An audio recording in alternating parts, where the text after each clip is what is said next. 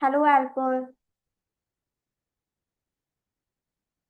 Hello, how are you? I'm fine. What about you? Fine too. Thank you for joining us. It's an honor to have you at our conference. It's honor to me too. Thank you.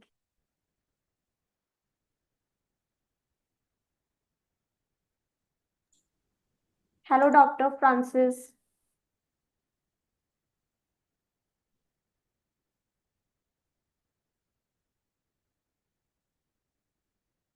Are you there?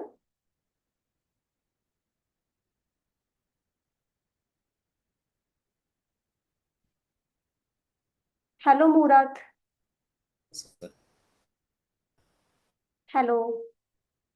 What's up?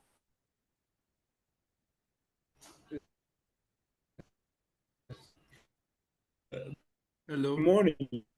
Good morning. Good morning. Um, How's it going? I'm well. It's okay on our side. What about you? I'm also okay. And welcome. We are thrilled to have you here for our conference.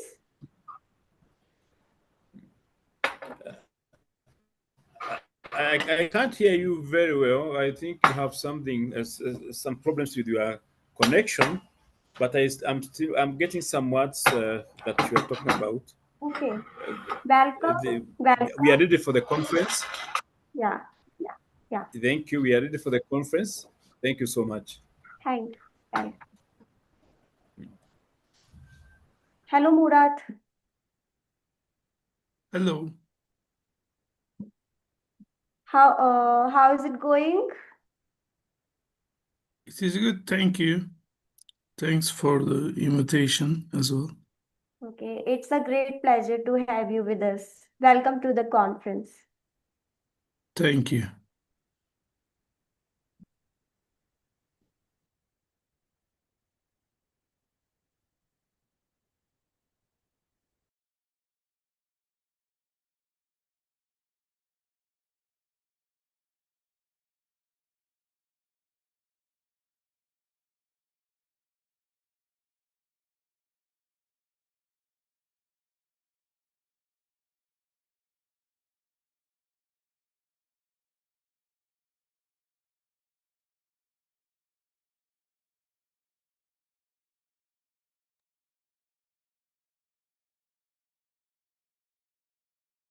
Okay, so everyone, welcome to Eurasia Research International Conference.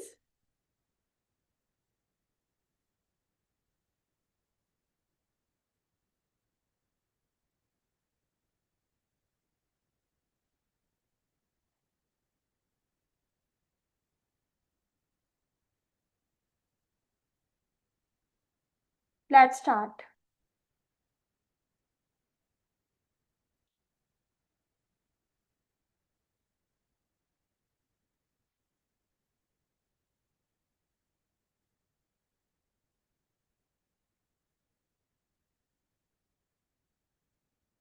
If you believe you can move the highest mountains, cross the greatest oceans, and walk across the water, you feel defeated, falling on your knees and looking up for some hope tonight. You try to stand up, but you throw your hands up. You no longer have the strength to fight. You've seen too many sunsets, too many days ending in the darkest night. But on your own, you'll never know, you'll never know. If you believe you can move the highest mountains, across the greatest oceans, walk across the water. Believe you can move the highest mountains, across the greatest oceans, walk across the water. If you believe, they say that all you need is faith, but it's almost like you lost your way. Took a few wrong turns, took a few breaks, falling behind now looking for grace. Cause you need someone to lift you up, yeah, make right of the things you've done. Cause on your own you'll never know, you'll never know. If you believe you Move the highest mountains, across the greatest oceans, walk across the water, the water. Believe you can move the highest mountains, across the greatest oceans, walk across the water. If you believe, if you believe it,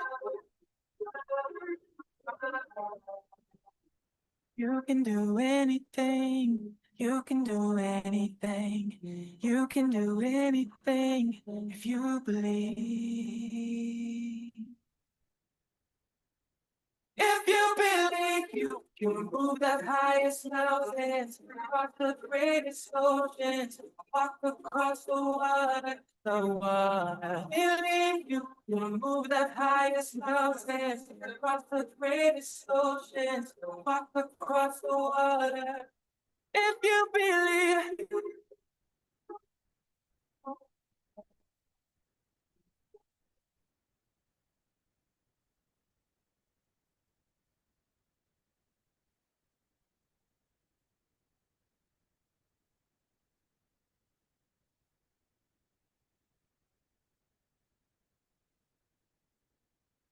My name is Dr. Lynn Shelley, and I'm an executive leadership consultant, full professor, retired. I am currently teaching adjunct in the executive doctoral program at Boston College in Chestnut Hill, Massachusetts, and at the University of New England in Portland, Maine, in their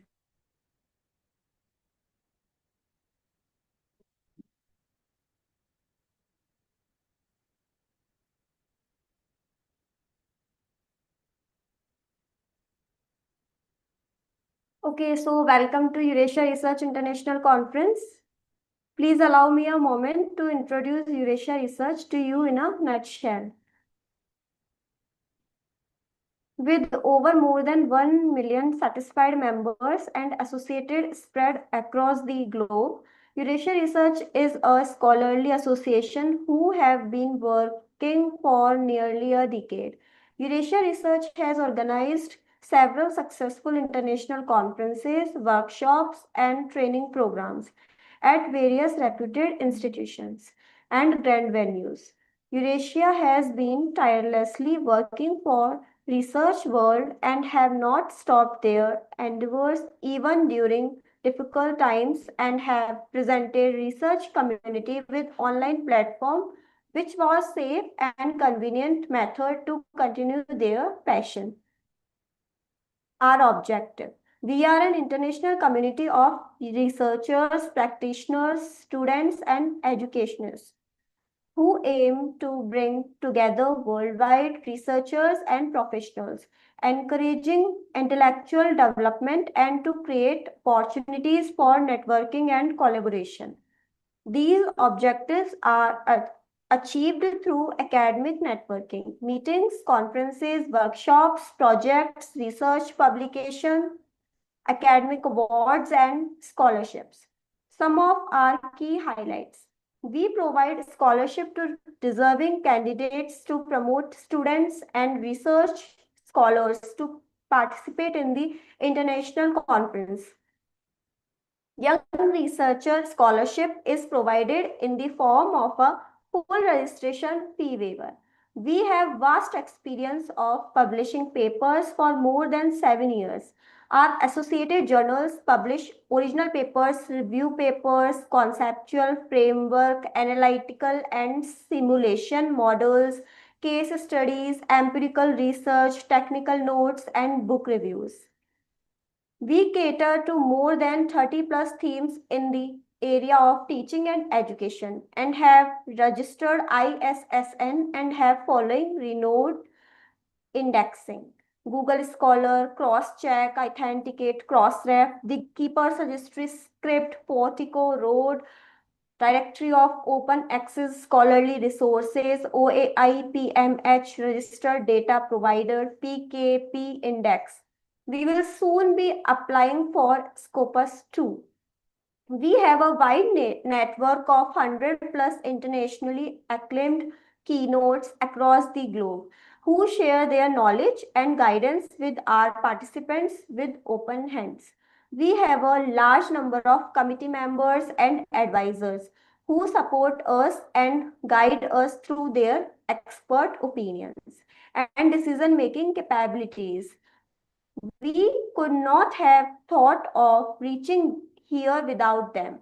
We also encourage our participants who connect with more than 15K plus followers on our social media platform where they can share their research and interests.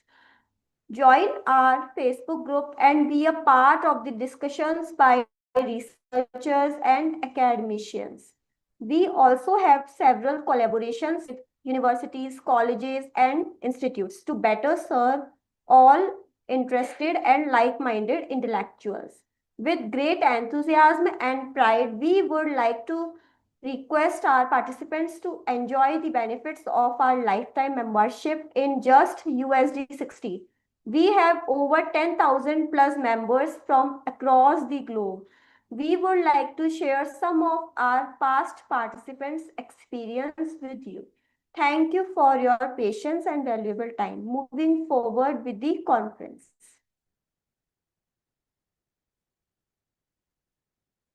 Okay.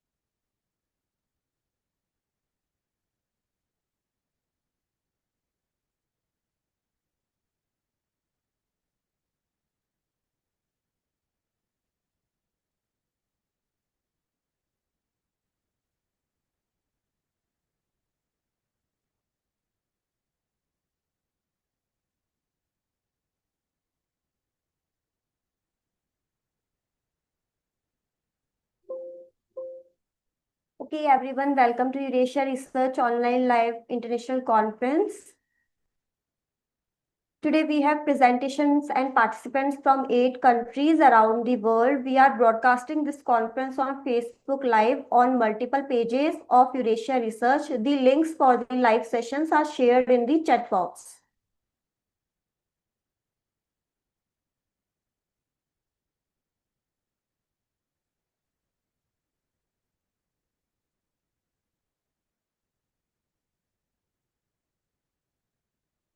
So hi everyone, I'm Kajal Sharma and I will be your host for today's conference.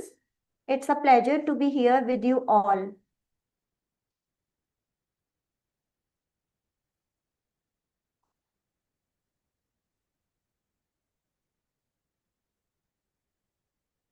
Meet our Terra President, Linnea M. Shelley, Higher Education Executive, Adjunct Professor, Boston College, Chestnut Hill, MA, USA.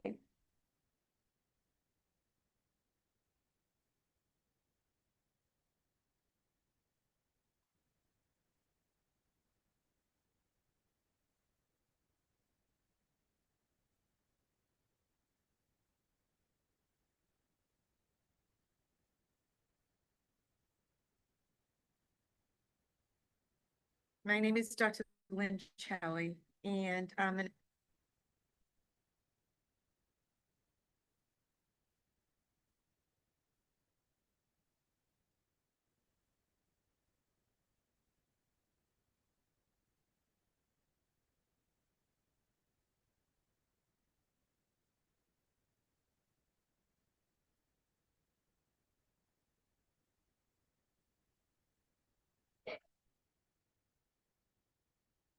My name is Dr. Lynn Shelley, and I'm an executive leadership consultant, full professor retired. I am currently teaching adjunct in the executive doctoral program at Boston College in Chestnut Hill, Massachusetts, and at the University of New England in Portland, Maine, in their doctoral program as well. I've been in the profession for 44 years as a teacher and as an administrator from grades pre-K through doctoral programs. And I consult with colleagues around the world in these areas of leadership and culture building and transformation and strategic planning. And my research is focused in areas such as that, not only in education, but crosses over into other disciplines that have common goals and common strategies that need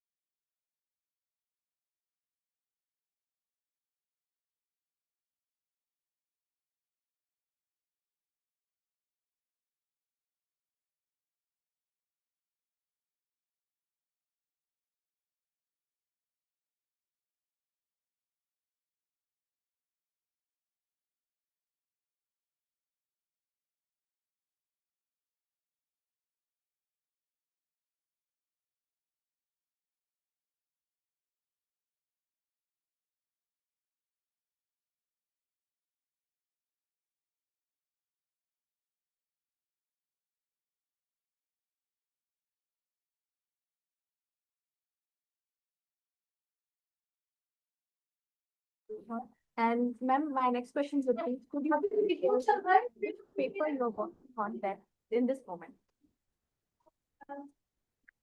transformative leadership and in a global environment. Good to know that.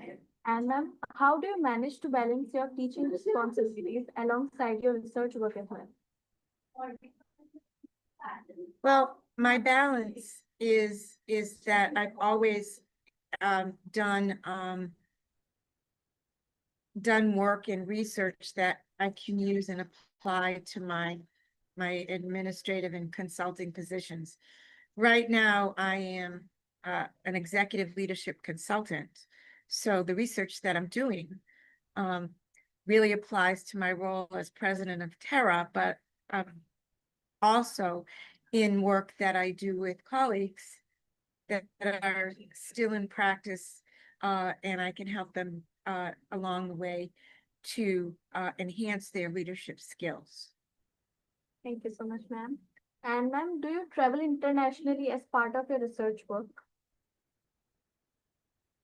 I travel to the Terra conferences as the president, and usually I do a keynote. I've been in education for 44 years, every level. Most recently, the Dean of Graduate and Professional Education at LaSalle University in Newton, Massachusetts, United States. And prior to that, I was Dean of Professional Leadership Programs at Endicott College in Beverly, Massachusetts, United States. And my main travel was with Eurasia Terra as the president and keynote speakers. So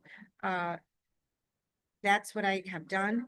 I've also done other conferences, but once I became president, I felt like I needed to really give my focus to the organization, to Eurasia Terra, and to be able to impact around the world.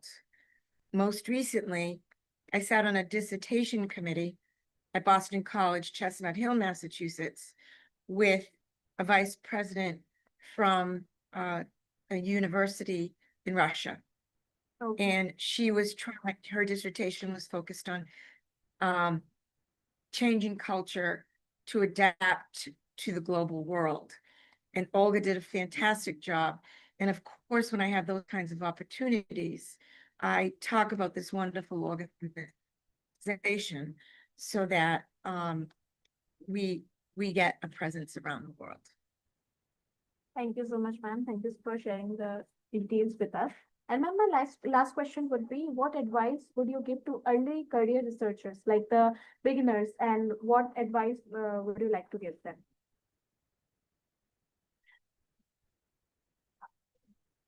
The advice is multifaceted. I think that there are several things that they have to keep at the forefront of their minds. That research that they do should always be something that can impact their work, their organization, and or the world. So it has to be current. So to that point, they have to be proactive in where they're focusing their research and knowing what's happening in the world all the time in their certain professions, if you will. They have to add, they have to value add to their professions. So that would be very important. They have to have an open mind that their research, especially if it's quantitative, might not necessarily bear out the results that they want. And that's okay, because that shows what really is impacting their work and their organizations and the world. And the third thing that I would do is have them network with people and colleagues like myself and other people doing work, not necessarily in their own professions, but if it's a crossover kind of focus research that crossovers different professions, that they network and become familiar and have standing meetings with other researchers, because that can be so rich and can help people so much. Thank you so much, ma'am, for giving the advice, and it will be very helpful for them. And one was also done yesterday in beautiful Budapest.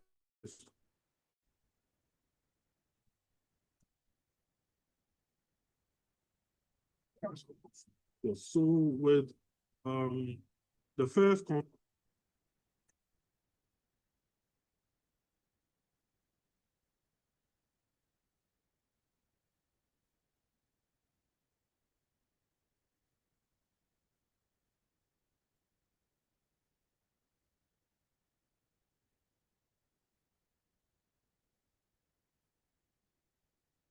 Okay, now let's introduce our eminent speaker for today's conference, Richard Grover Baha, Research Department, Catalonia Trade and Investment, Accra, Ghana. Okay.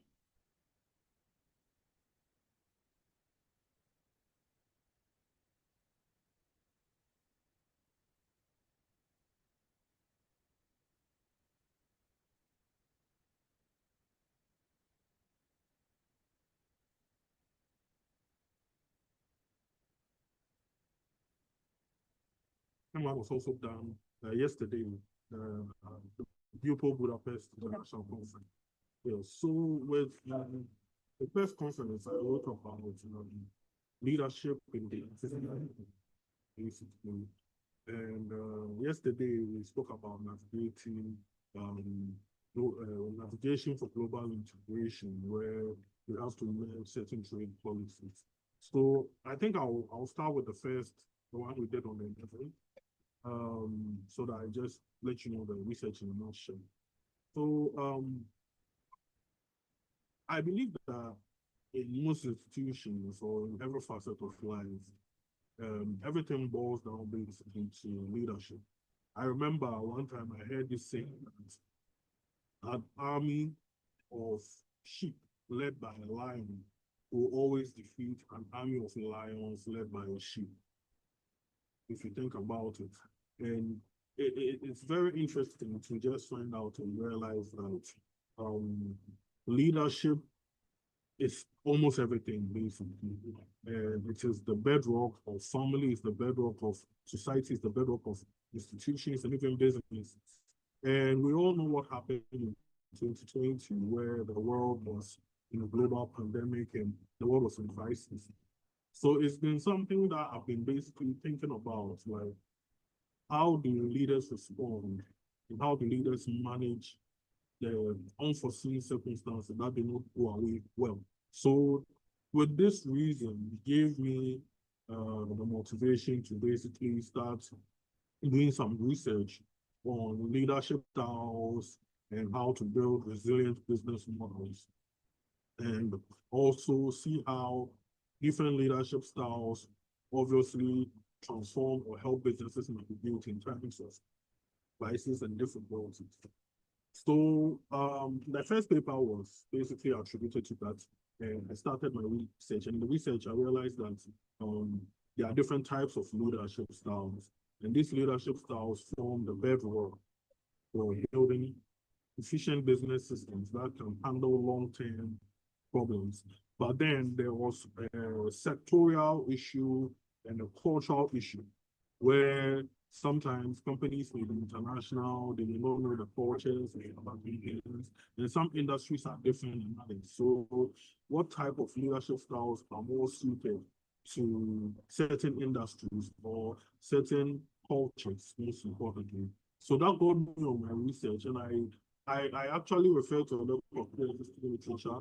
I read a lot of research reports, and I, just basically immersed myself into it, and I came up with this piece, this article, which I felt like was worthy of being submitted so that I could share my findings. So I realized that basically industries such as tech, the tech industry, and healthcare, especially with COVID-19, they relied mostly on some form of transformational leadership, where motivation was required, intellectual stimulation was required, and also some kind of larger than life persona. They needed leaders who could be innovative, basically, people who were more on the creative side, and I realized that that was the kind of leadership that was suited to that type of industry.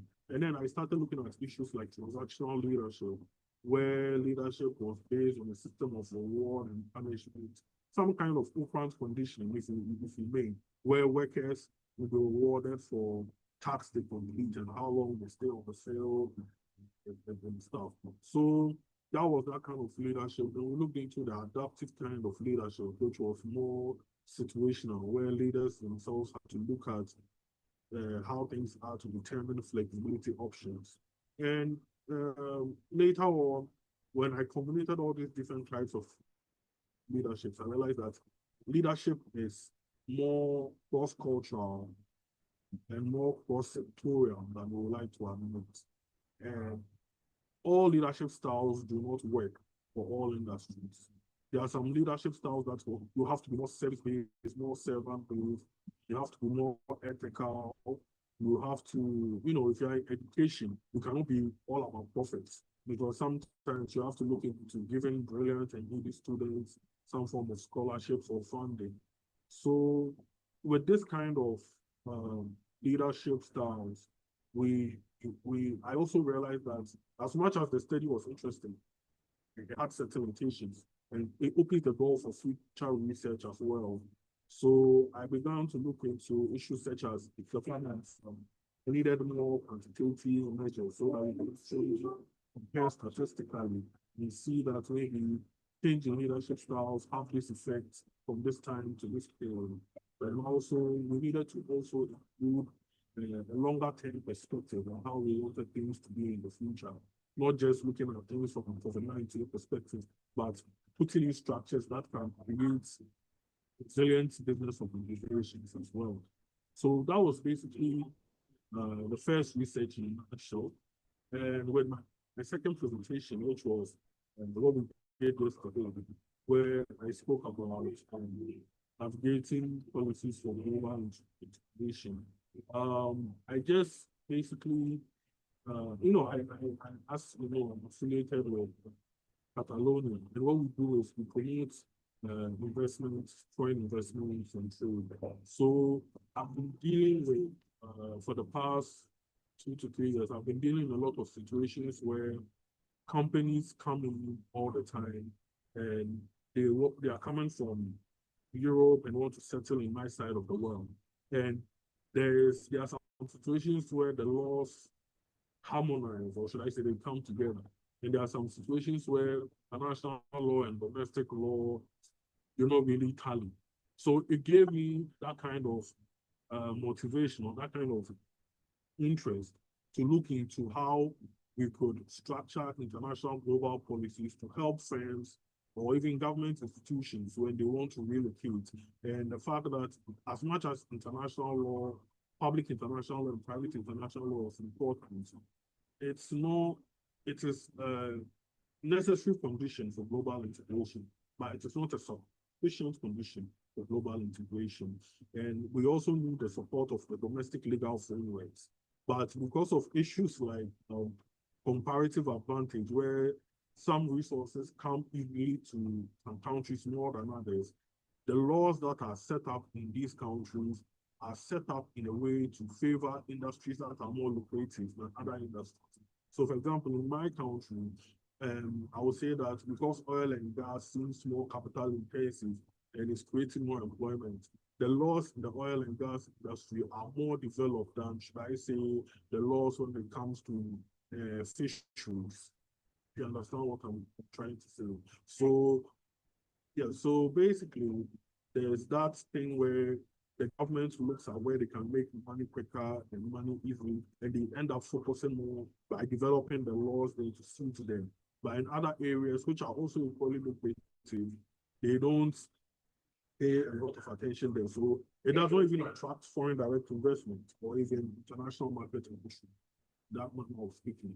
So it was something that I was looking into, and I came to the finding, the point that at the end of the day, it's good to have international public laws that promote and encourage international companies to move, but also with the countries, especially the emerging markets like Africa and the global south, we need to create a welcoming legal environment with frameworks that will invite developed countries, developed organizations for them to come in, basically invest, and also further the course of globalization or global integration.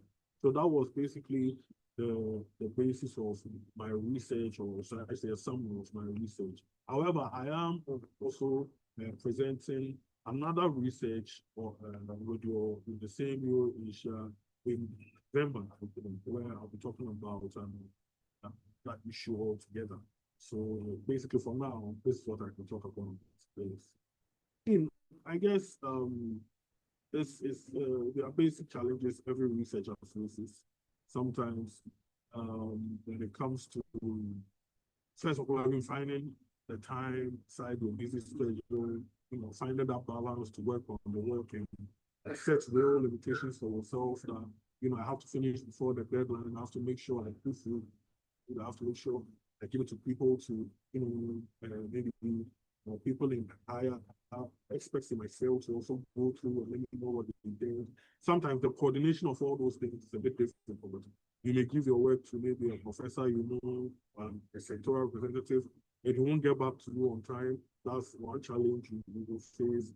Another challenge that you will end up facing, and it's not like they're intentionally doing it. Everybody has a lot on their plate, basically. So sometimes it's hard to, especially when you are bringing it all the time, it tends to become a routine. So I'll get to routine. And sometimes you just have to also take the leap of faith. I would also say that another challenge I personally faced was the challenge of belief in an idea that you have. Because before it becomes a paper, it just starts with a single thought. And sometimes you ask yourself that, oh, can I really develop this idea? And you have your own demons to fight with. And by the time you realize your discussion or conclusion, you just have to keep going. Sometimes you lose motivation, especially in the world of AI today, where many people just do things on the internet.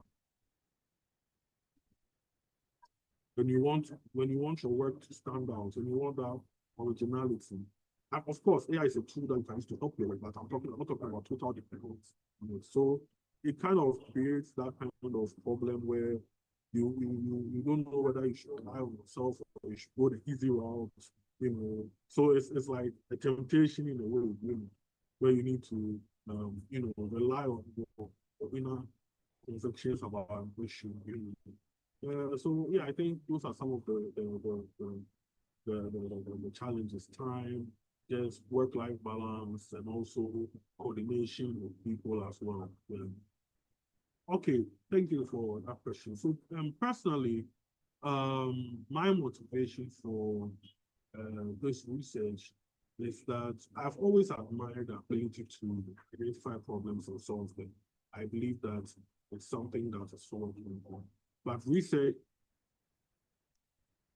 is using academic tools to solve these problems.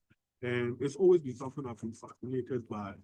And it's something that I wanted to do from a very long time. You know, a dream of mine one day is to set up a company that helps companies provide business systems or provide business solutions, not only for consultancy, but you know, just help companies with research and R&D, because I believe that we live in an age where if you are armed with information, it's some form of competitive advantage for you. So what you don't know may be the cause of your downfall. What you don't know, you do not know, making you struggle. And I think with this ability, especially although I'm affiliated with Catalonia, I am also doing things as an independent researcher. This is my own way that I'm trying to put out, you understand? So it's more of like a situation where I I I'm working on my dreams to become that kind of person who can provide solutions for businesses and also myself in the future when the businesses. And I'm even actually aspiring PhD student because I want to learn more about research and how I can create knowledge from the scratch and help, you know, institutions deal with their day-to-day issues. So I'm now in the process of looking for, you know, a school and as well to also study and do my PhD. So research is, academic life is something I've always admired, and I just want to see if I can better the world through academic research too. So that's the motivation. I guess whatever advice I would give to young researchers, or also talking to myself, what I would say is the confidence. You know, for example, don't sell yourself short. Don't think your ideas are not important, but just know that you always have work to do. So if you have an idea, it's your job to polish the idea. And how do you polish it? Google Scholar has this quote under their logo that we stand on the shoulders of giants, basically. So you can stand tall today by standing on the shoulders of the giants of yesterday. You don't have to have it all figured out. These days, there are tools, there are resources to help you improve your idea. And even sometimes you can even co-partner with people in a project to work on it. You can collaborate and you can share ideas. You don't have to be afraid. And also, I personally, I took a chance with Eurasia because when I saw I think the first time I wanted to send my work, I went online and I saw like all these professors and, you know, I'm not a professor yet, so I was like, wow, like, am I sure my work will even be accepted by these people? So I put in my work, I plan, and to my surprise, here I am today, even in an interview for Freedoms. It wasn't even in my plan that I'll be even picked. My work will be picked, yet alone, and I'll stand out in any other way. So, any advice I have for my young researchers, including myself, is that be confident, but to make sure that you associate your confidence with competence. You know, you don't just, it's not like just self-belief. Make sure you also put in the work and you take pains through the work. And that will naturally give you that confidence to enter into things, enter into projects, and, you know, deal with people on a more professional basis. So I think that's what I would the data points that you have. Sorry? What is the positive feedback for the conferences? Oh, the feedback. Yeah. Did I hear you right? Yeah, yeah. Okay. Feedback All for right, the so, conferences that yeah, I mean,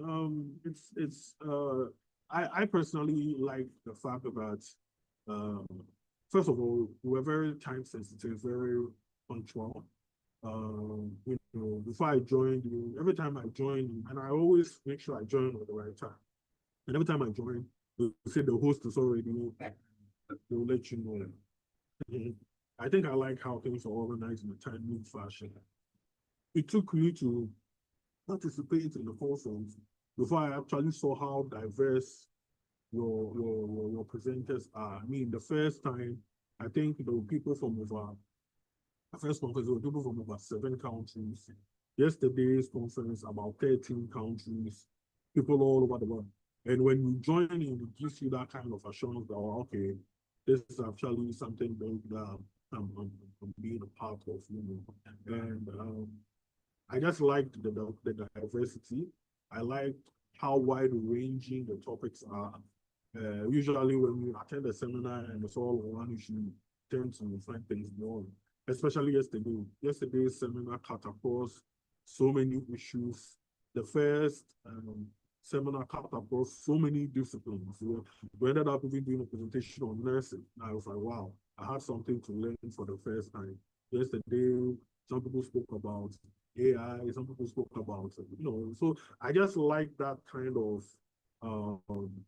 should I say, a variety that comes with the conferences. I like the fact that,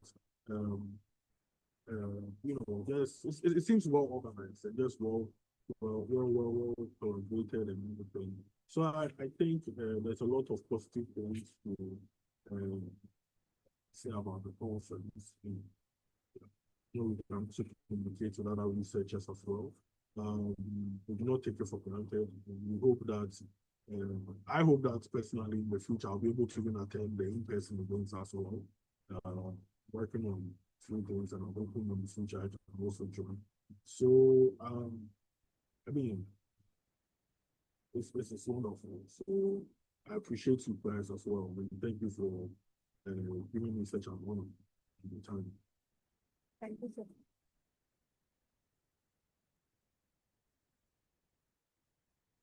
99% of women make these 3 big mistakes in their online fashion business. Number 1, selling.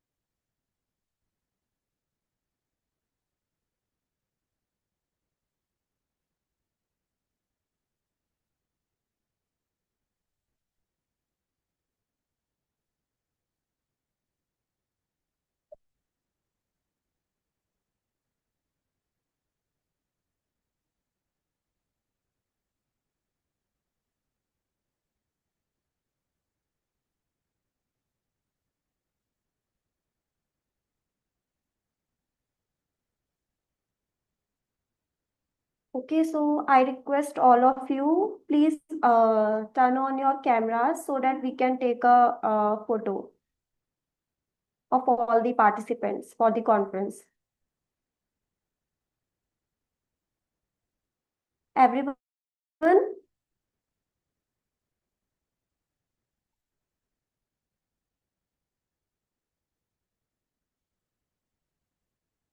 Dr. Francis, please turn on your camera.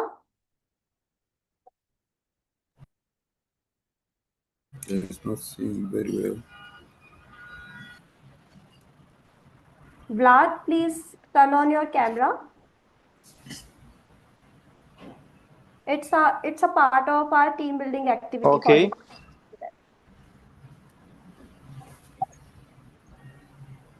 Okay.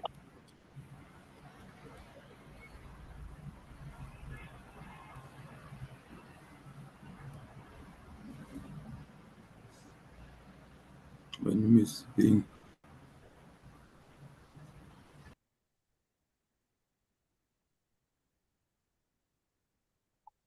Okay, thank you so much, all of you.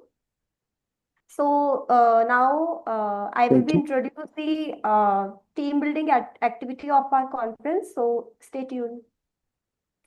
Thank you.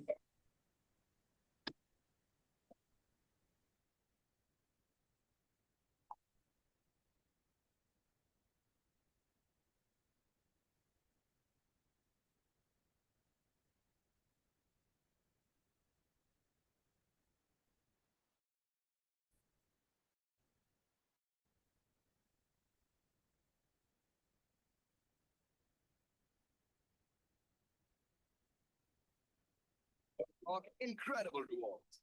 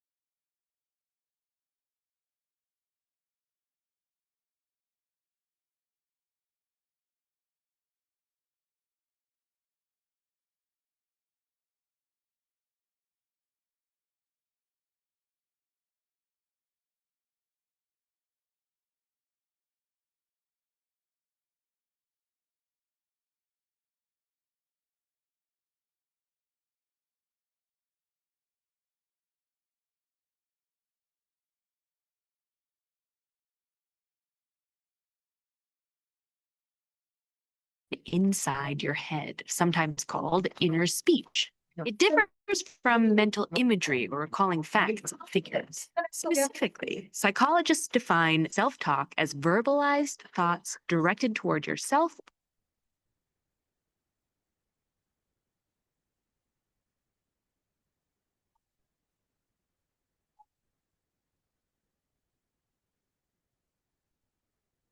So there was some technical glitch. So that's why uh, I will start the video again. Apologies.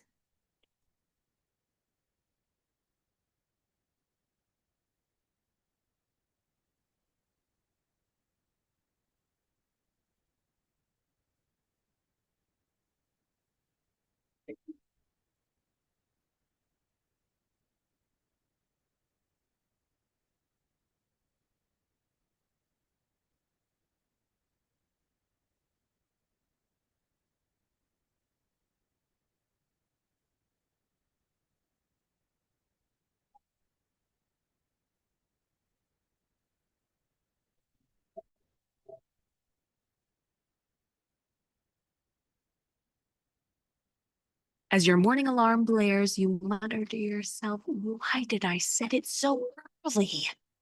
While brushing your teeth, you think, I need a haircut. Unless rushing out the front door, you reach for your keys and realize they're not there. Frustrated, you shout, "I can't do anything right!" Just in time to notice your neighbor. Being caught talking to yourself can feel embarrassing, and some people even stigmatize this behavior as a sign of mental instability. But decades of psychology research show that talking to yourself is completely normal. In fact, most, if not all of us, engage in some form of self-talk every single day. So, why do we talk to ourselves? And does what we say matter? Self-talk refers to the narration inside your head, sometimes called inner speech. It differs from mental imagery or recalling facts and figures. Specifically, psychologists define self-talk as verbalized thoughts directed toward yourself or some facet of your life. This includes personal conversations like, "I need to work on my free throw," but it also includes reflections you have throughout the day, like, "The gym's crowded." Adults tends to be silent. Speaking to yourself out loud also falls into this category. In fact, psychologists believe our first experiences with self-talk are mostly vocal. As children,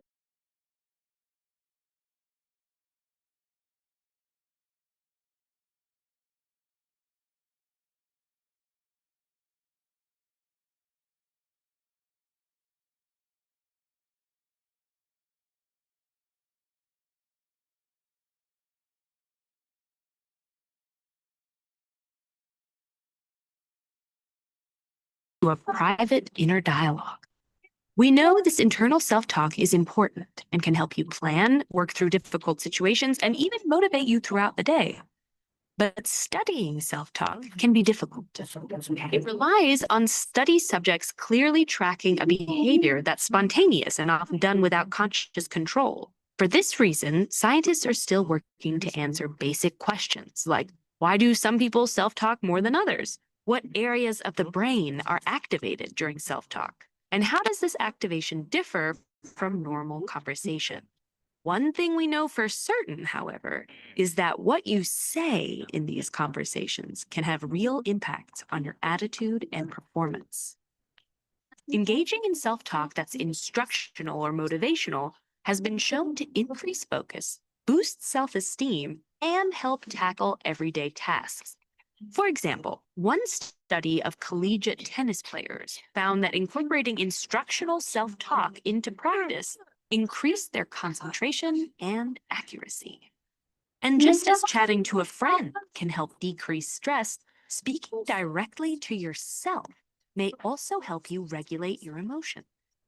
Distanced self-talk is when you talk to yourself, as if in conversation with another person. So rather than, "I'm gonna crush this exam," you might think, "Caleb, you are prepared for this test."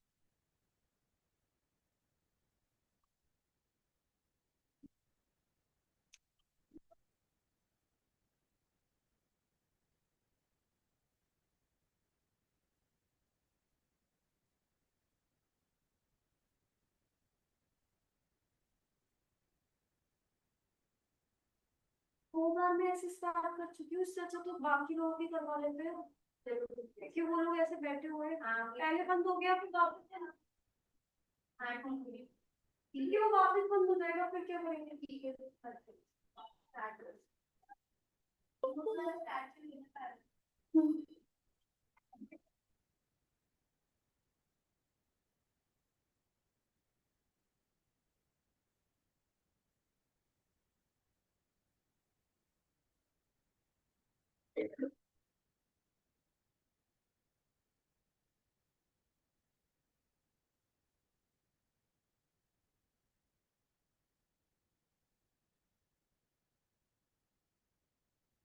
Okay, so please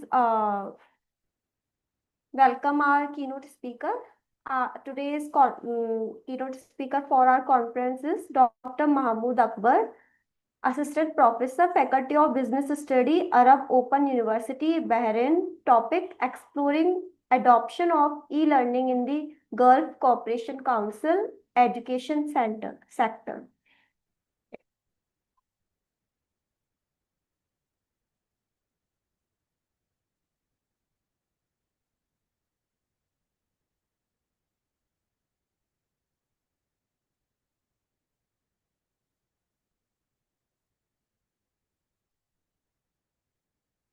Okay, so please let us know.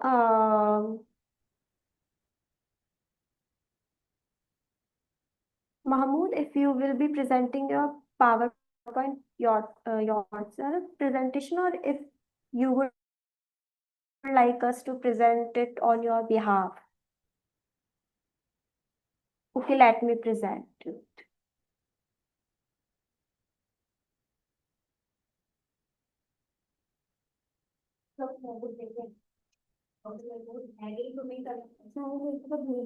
बोलने लगी उसके बाद मुझे याद आया कि मैं start करें।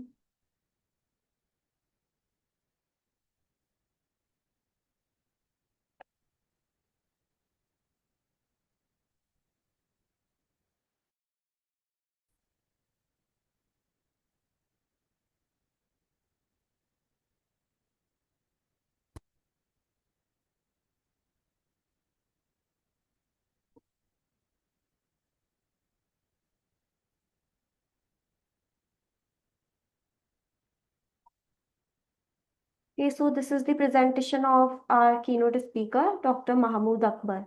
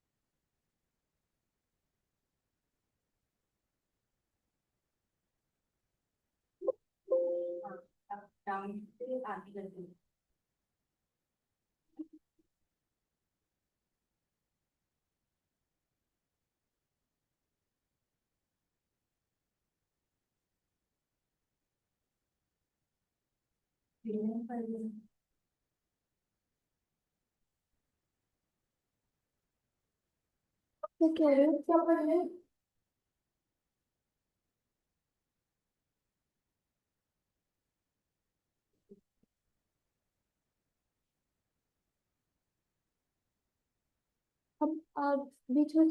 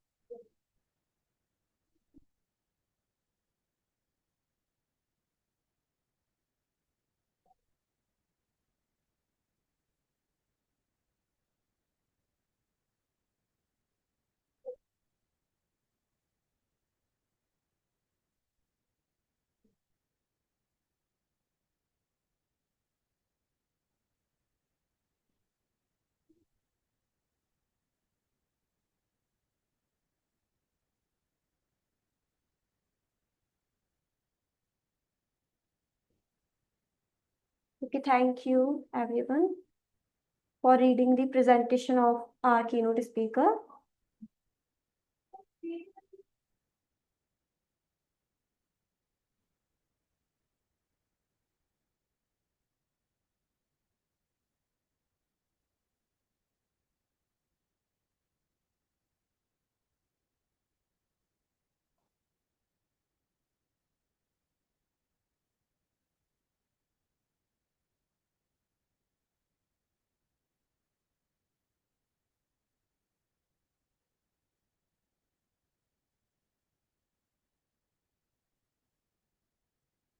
Meet our second keynote speaker for the conference, Associate Professor Dr. Eril Hemi Mohammad Adnan, the Mera Technological University, Shah Alam, Malaysia. Topic: Enabling Education 5.0 via Exposure, Immersion and Interactivity.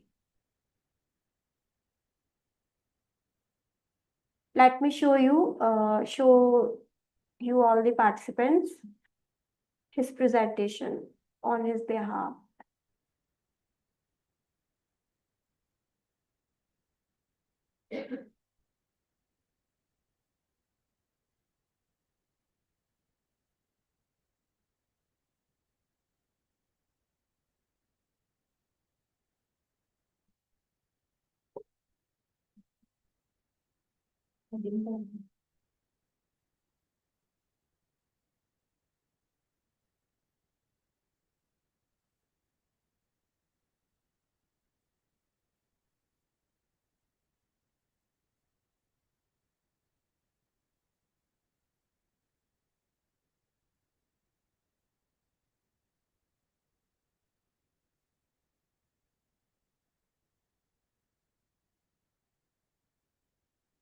So the topic of his top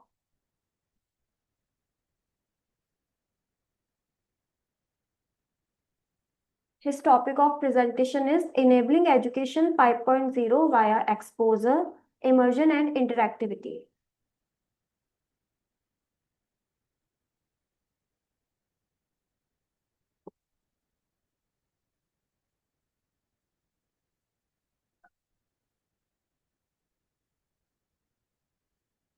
Introduction.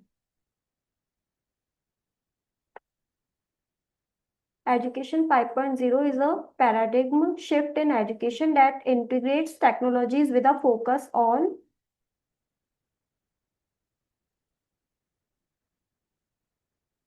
practical aspects of education 5.0 include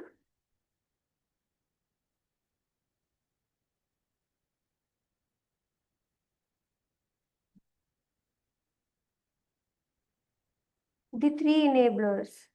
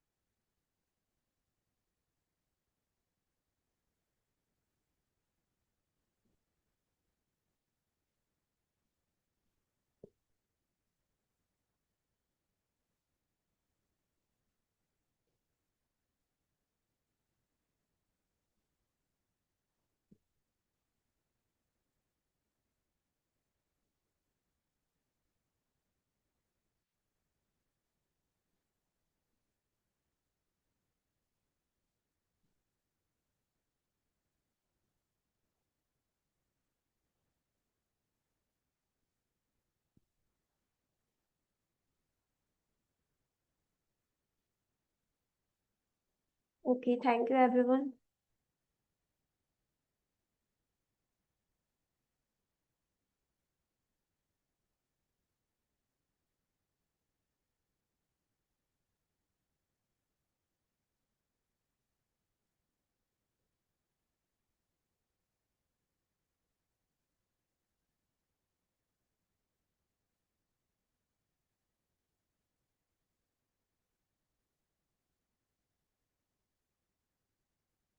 So our first presenter for the conference is Francis Kerr, Department of Sociology, Gender and Development Studies, Kenyatta University School of Law, Arts and Social Sciences, Nairobi, Kenya. Topic: Narrating Repair, Testimonial Justice and Idiomatic Healing as Ethical Intervention in Climate Affected Communities.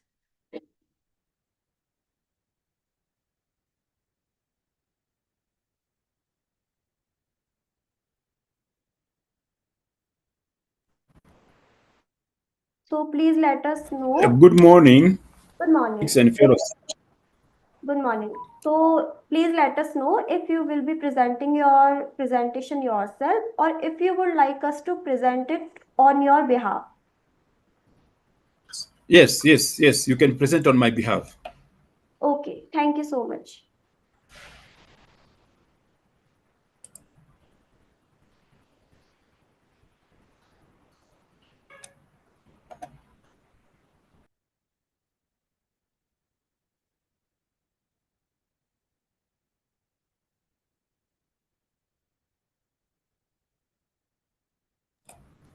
I would like to present to you the first line of bio, then you can continue uh, presenting the other part so that you can be able to know who I am, if you don't Okay. mind. No, Thank you you. can speak from the presentation. Only I will show it on your behalf. Okay, okay. Okay. Okay. So we send it. We send it.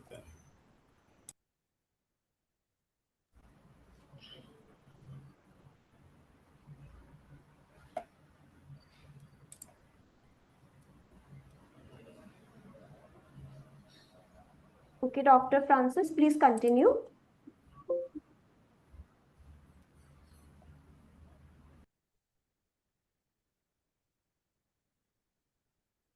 Please continue with your presentation, Dr. Francis. They want me to talk. Yeah, yeah. Okay. Very good. Thank you so much. I'm happy that you invited me to this conference, and I'm very much humbled We are happy to. for yes. The paper itself it lies in the presentation of the reality on the ground, as we have just seen, which I have just presented on the screen, and it's actually the research that I've done for quite some time, looking into the voices that have not been heard by the policymakers, the voices that are actually forgotten when we are making the policy documents. And the reason why I looked at it is because there's a lot of individuals that are actually suffering, so their concern are not taken into account. And taking into consideration the challenges that we have in Africa, for example, it is very difficult for us to reach everyone, to develop a proper research program. Therefore, narrating it through testimonials was actually the best thing so far that I thought would be. And it's very important to explain to you exactly what I think. The novelty of this paper, the best part of this paper lies in the presentation of the reality on the ground, captured from the ethnographic narrative among the actual victims of climate injustice. I'm talking about narrative. I'm talking about the narrative because it is better for you to listen to the people on the ground.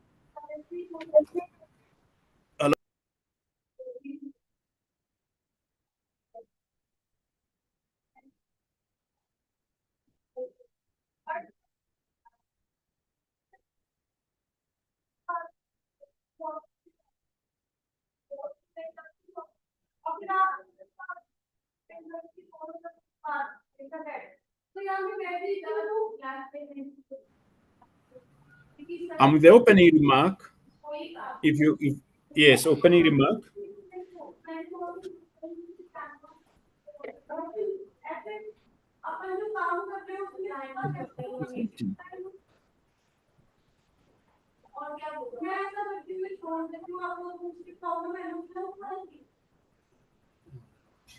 मैं forward disturb हूँ मैं disturb हूँ आज मैं बार बार मेरे को रोना आ रहा है इसलिए मैं उसको बार बार ऑफ करके बैठूंगी तभी ऑफ करेगा बेटा मेरे को रोना आता है Excuse me, Dr. Flora.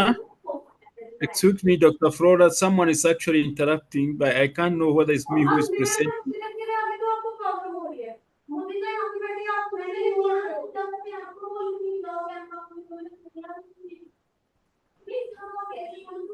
Can you let me know? It's a message very good. मेरे को वॉशरूम जाना है मैं वो भी नहीं मैं सोच रही हूँ कि यार ठीक है कोई बात नहीं वरना सब सोचेंगे बार बार वॉशरूम में जाती रहती है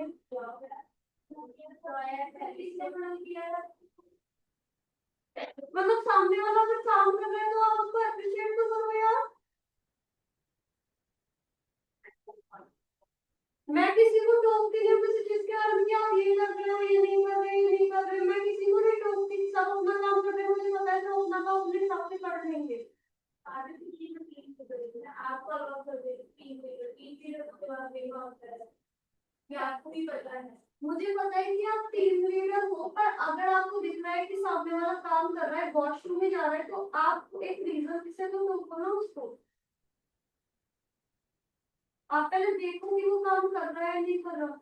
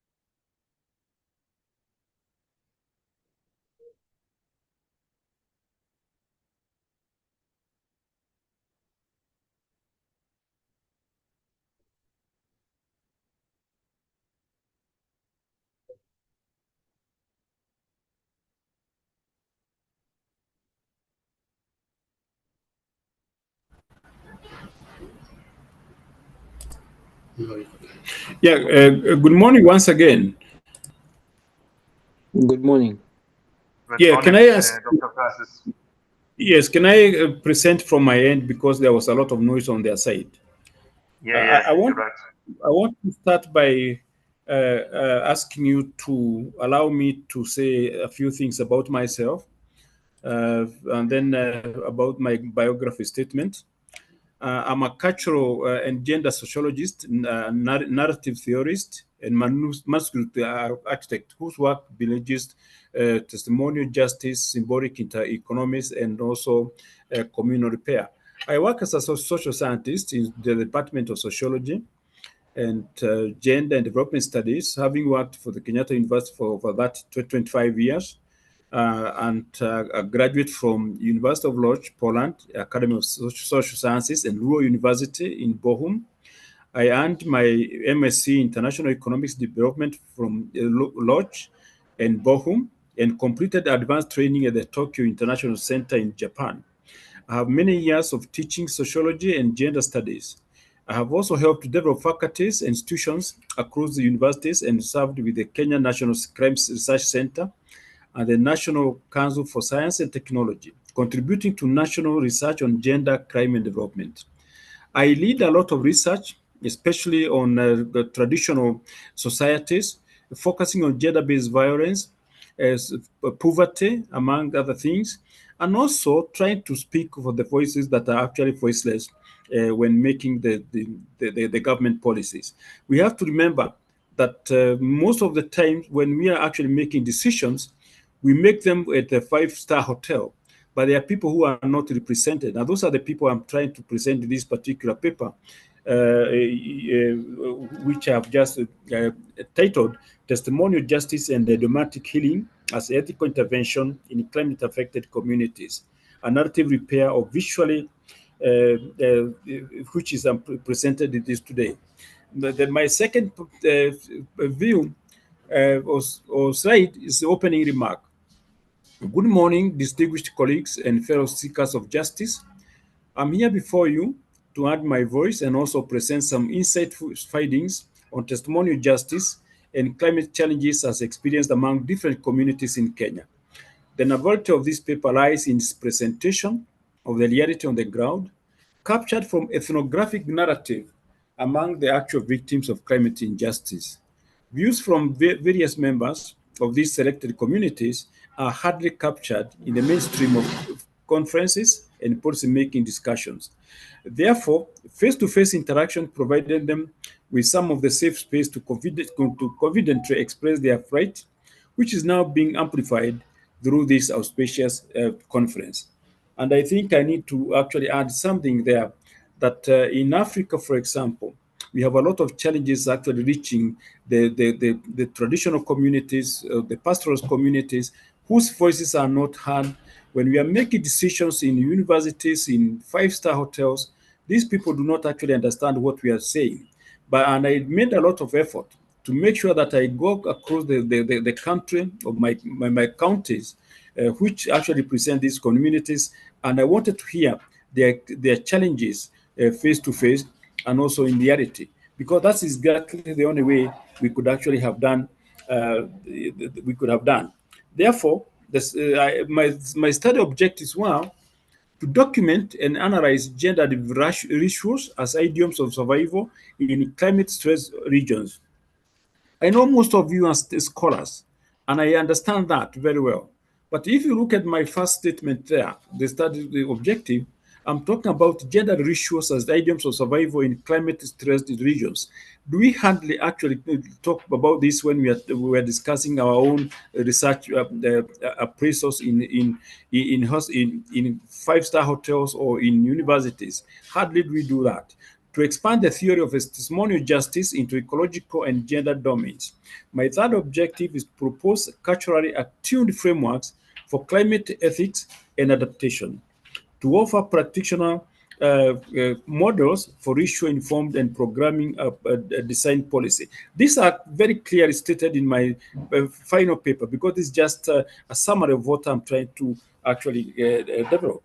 My framing the problem. This is a statement of the problem. Dominant climate discourse, often technocrat, extractive, and policy-driven, continues to marginalize gendered issues and ecological testimonies. Globally, indigenous knowledge systems are reduced to anecdote, and people's voices are treated as supplementary rather than epistemically central. This epistemic exclusion not only distorts climate ethics, but also erodes the symbolic and communal infrastructure through which survival is enacted.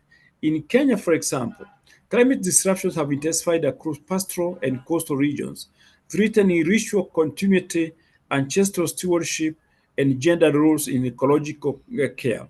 Yet, within these ruptures, communities continue to speak survival through rituals, through metaphor, and through testimony, which are never recorded in our policy documentation. It's important for us to take into account that we need to elaborate and justify the regional focus on why we have to do this particular research. This region selected, which I selected, actually give an overview of what's happening almost in every other part of this country and many parts of Africa as well. I selected Turkana, Saburu, and Kwale, offer distinct ritual ecologies and gender survival grammars.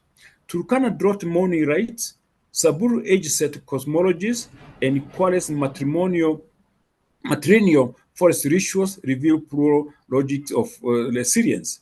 The sites were chosen not only for their ecological vulnerability, but for their rich symbolic economies and testimonial traditions.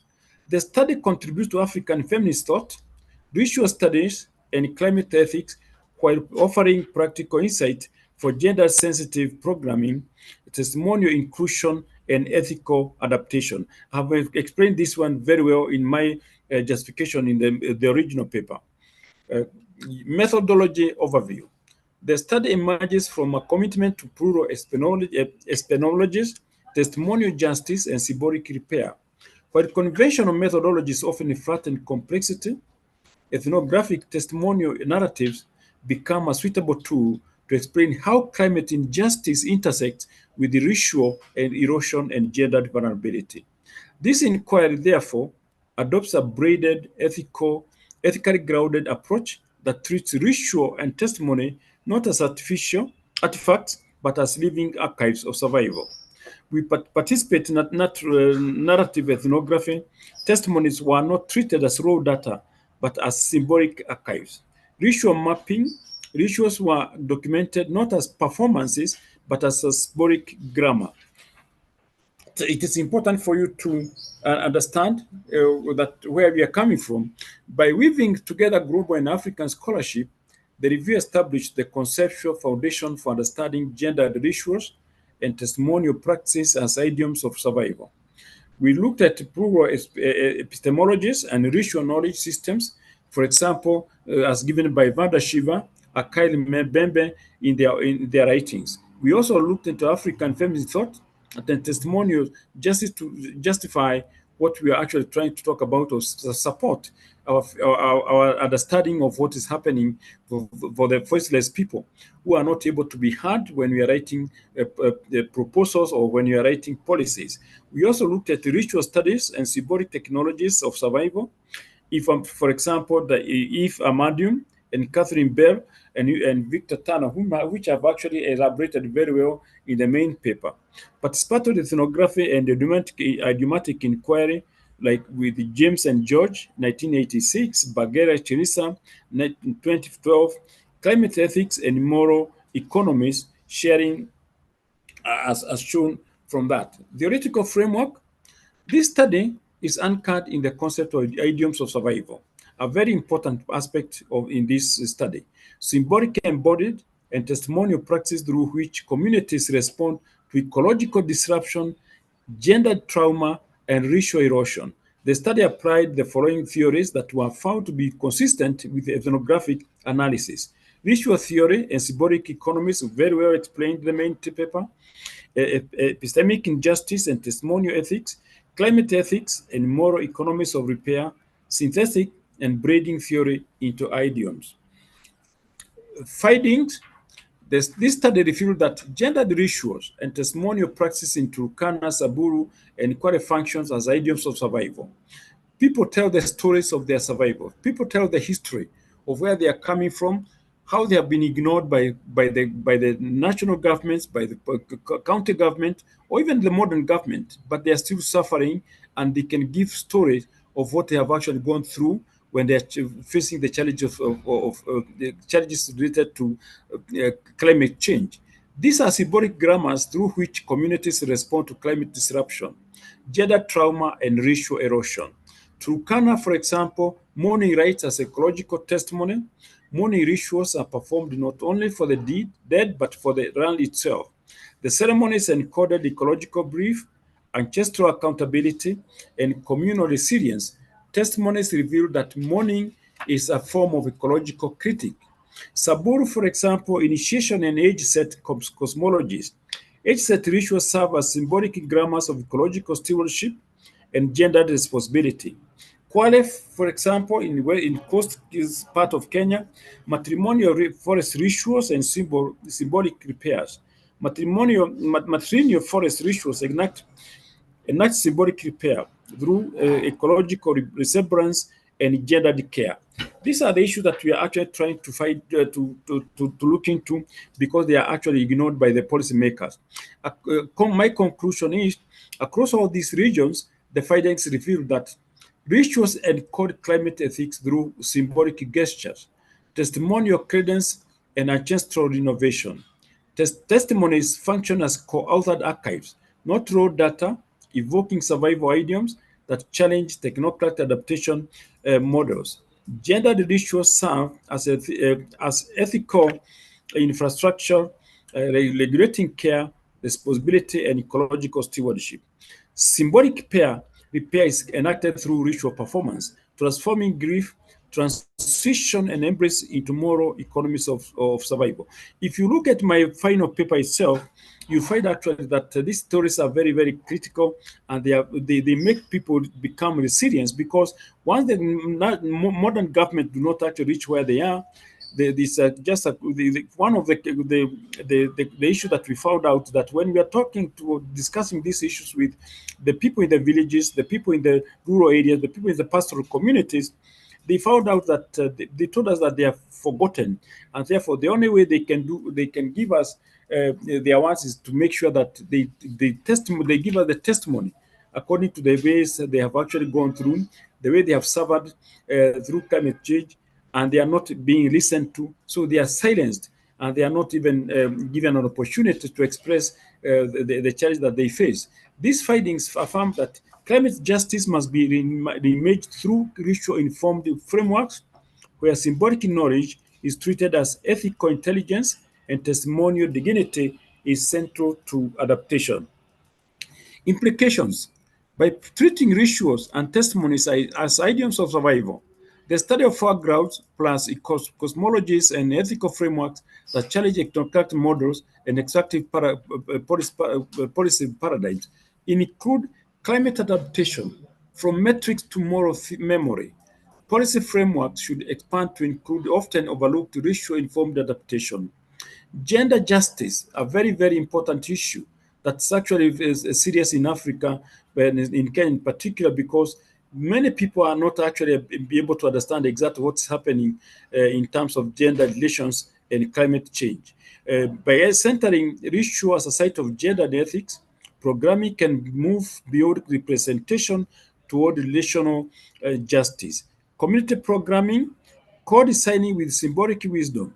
Rather than imposing external models, programming should be co-authored with ritual grammars, allowing communities to teach their own resilience. Rural informed pedagogy will also actually come into play. Based on these implications, the study offers the following recommendations.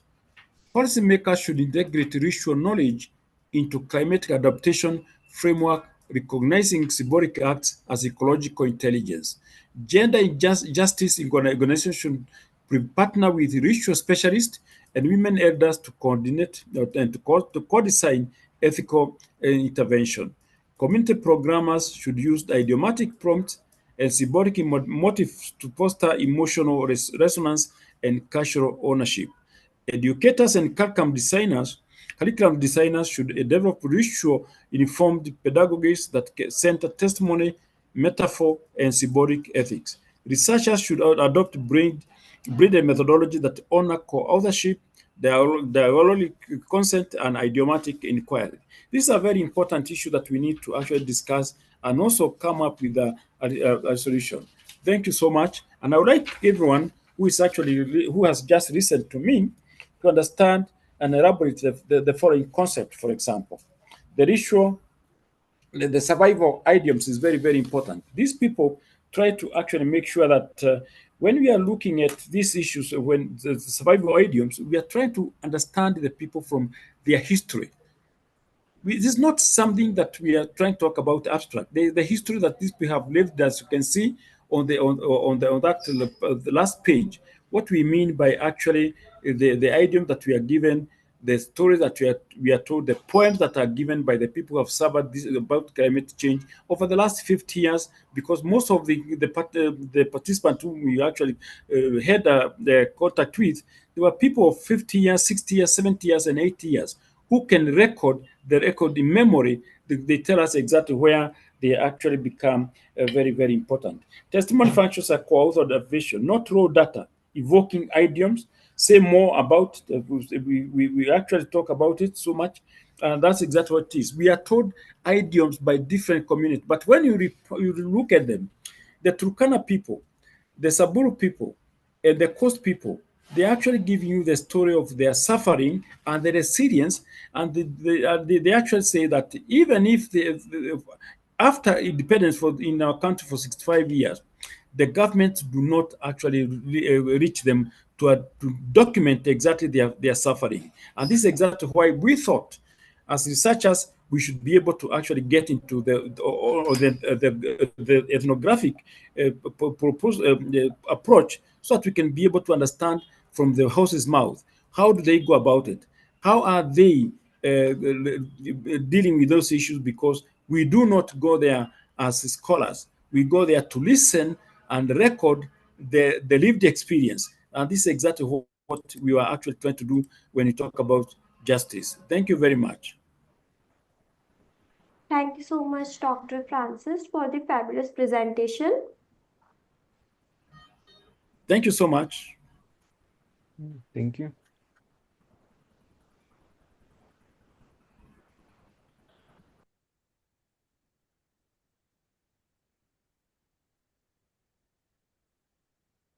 So our next presenter for the conference is Inda Kartini, Faculty of Public Administration, Open University, Tangerang, Indonesia. Topic: Bridging borders, protecting rights, evaluating Indonesia's mixed marriage policy for citizens in China amid rising transnational unions and systematic vulnerabilities. Okay. So I share my presentation, my PPT. Yeah, I will play it for.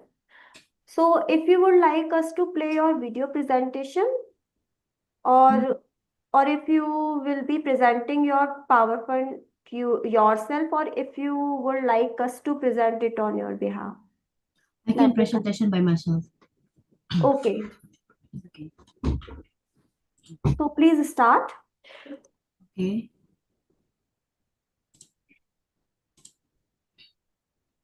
Could anyone see what I'm open? Yeah, it is visible to everyone. Okay. Yes. Great. I need to introduce myself. My name is Indah. Sorry, in my email Indah Kartini, but my real name only Indah. I'm working for Indonesia Embassy around 5 years. I'm currently working in the public diplomacy department, promoting tourism, creative industry, and also culture.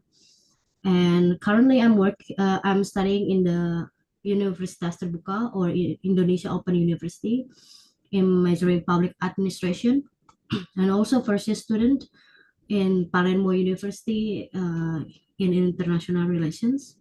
So if you have anything want to discuss, or in the future you want to have something, we can talk. Maybe we can discuss something. This is my contact as well. So I want to present my PPT around bridging borders, protecting rights, evaluating Indonesian mixed marriage policy for citizens in China, amid rising transnational union and systemic vulnerabilities. So I want to talk about the background. What is the marriage contract in China? So basically, we have so many Indonesian people married with Chinese nationality, and they have so many like problems. And then maybe we can talk about the Chinese government policy. Why make the Chinese population imbalance? So that started with the ascension of the leadership Deng Xiaoping in 1978, when the Chinese government applied the policy called One Child policy. With this policy to aim control single people to only have one child only.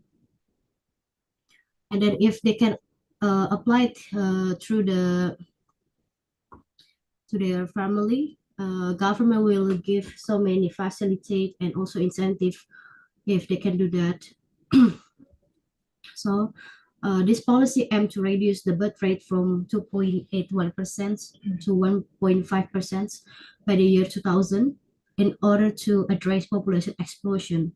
However, due to the cultural preference of male offspring, significant gender imbalance emerged, resulting in ratio of 280 males aged 15 to 20 years old compared to only 100 female by 2018. The policy was eventually discontinued due to its negative consequences. It precipitated an increase in bride trafficking practices and affordable solution for Chinese men, particularly in rural areas. So because of this one child policy, we have so many people from Indonesia and also other Southeast Asia countries track as the bride. And also we talk about the background. What is the bride well culture in China? So Chinese have the custom and protocol when they give the bride or the family of the bride money is commonly called bride money or betrothal money or bride wealth, we can say.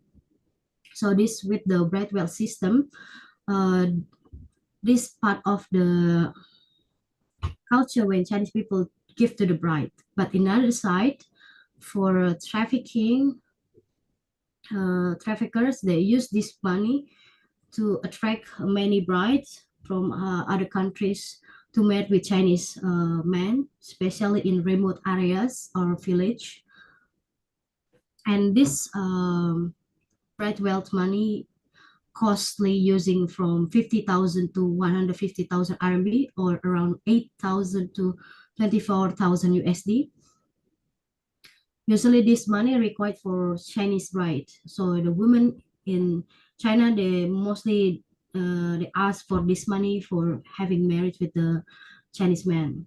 So for local brides who doesn't have that kind of culture, usually they don't require this kind of so much money. So if the Chinese man married with the foreign brides, usually cost really less or one third of the bride wealth when the local bride demanded. So this kind of the practice attract many people to marry with Chinese men in the, how to say, in the unregular marriage practice. So it's kind of the practice when they say male bride order. So with the system male bride order, they attract Chinese foreign brides to marry with Chinese men with a certain money. So during the practice, they also using fraud, coercion, and infliction of suffering, and also some of them also take their documents, so to prevent their escape. Usually they take the passport of the bride, of the wife, so they can't leave the country. And also they limit the access information and communication with the family, so make them more vulnerability and also isolation in China. That's practiced for reinforcing condition of control and exploitation. So in the context of traditional marriage involving Chinese national and women from neighboring countries, as I said, from Cambodia, Indonesia, Pakistan, Vietnam, and many other countries. And this one, despite legal prohibitions, the marriage brokering using this network to operate the matchmaking service. In Indonesia, human trafficking occurs due to a variety of factors, usually the lack of the public awareness of the issue. Some of them also coming from impoverished backgrounds, from rural areas or urban slums. They also have so many limited to the knowledge, education, facing so many difficulties from economic, political, and social challenges, or many of the factors that makes the person drop out of the school. So this kind of the factors make them willing to come to China for marriage with Chinese bride. And Indonesia, according to law, Article 1, number 21 of 2007, on the eradication of crime of human trafficking. The scope of human trafficking includes acts such as recruitment, transportation, harboring, transfer, movement, or receipt of persons, as well as the abuse of the person's vulnerable position. Furthermore, Article 11 of the same law stipulated that anyone who plans or engages in criminal conspiracy to commit human trafficking shall be punished with the same penalty as the principal offender. Consequently, the presence of any of these elements can serve as evidence to substantiate actions indicating the commission of exploitation-related criminal offenses. So in Indonesia law, to transfer anyone, included marriage, is illegal. So that kind of part of human trafficking. But in China, mostly it's like normal practice. They just married and they have all procedure, so it's not part of human trafficking. In conclusion, bride trafficking cannot be understood merely as a consequence of individual criminal acts, but rather than as structural phenomenon arising from the convergence of multiple systemic forces, the demographic crisis in China, driven by the legacy of one-child policy, and then persistent cultural preference for male offspring, has resulted in significant gender imbalance, leaving millions of rural men without viable prospect for marriage. This shortage is exacerbated by traditional practice of bride wealth, a substantial monetary payment required to formalize marriage in many Chinese communities. Assume far beyond the financial capacity of many rural bachelors. As a result, foreign brides from economically disadvantaged neighboring countries are increasingly sought after as more affordable and socially compliant alternative.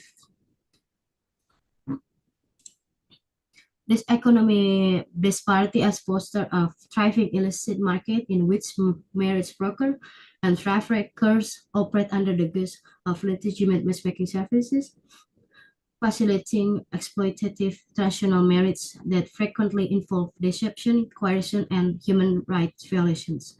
Addressing this complex form of gender-based exploitation required a comprehensive traditional response that extends beyond criminal prosecution. Effective intervention necessitates the establishment of the special anti-trafficking agencies, the development or harmonized bilateral agreement to regulate cross-border marriages, the provision of gender-sensitive consular support, and the implementation of public awareness campaign to inform potential victims on their rights. So I hope from my presentation, you can gain some knowledge about what is male bride order. And then we want to inform many people to stop the human trafficking through the marriage. That's all from me. Thank you very much. Thank you so much, Inda, for the outstanding presentation. Thank you. Anyone, any question? Any participant or anyone? Any query? Okay, let's move ahead with the presentation.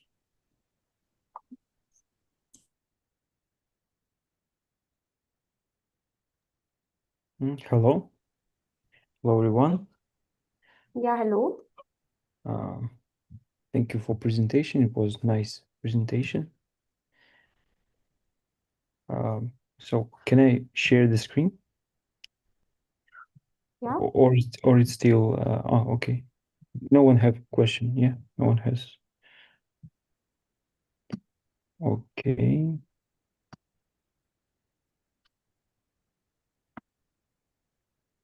Yeah, it was interesting. The previous presentation was very interesting because I've been studying in China, and there was so many.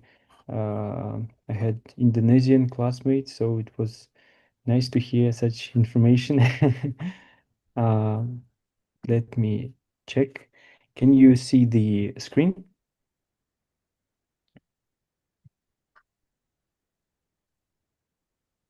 I can see. You can see. Okay. Hello, everyone. My name is Vladislav Shevtsov.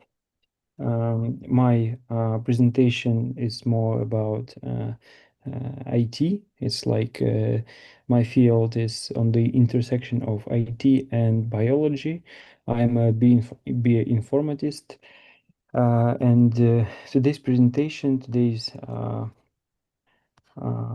topic I would like to present is the creation of the workflow or a pipeline for processing genotyping data of bacterial strains. What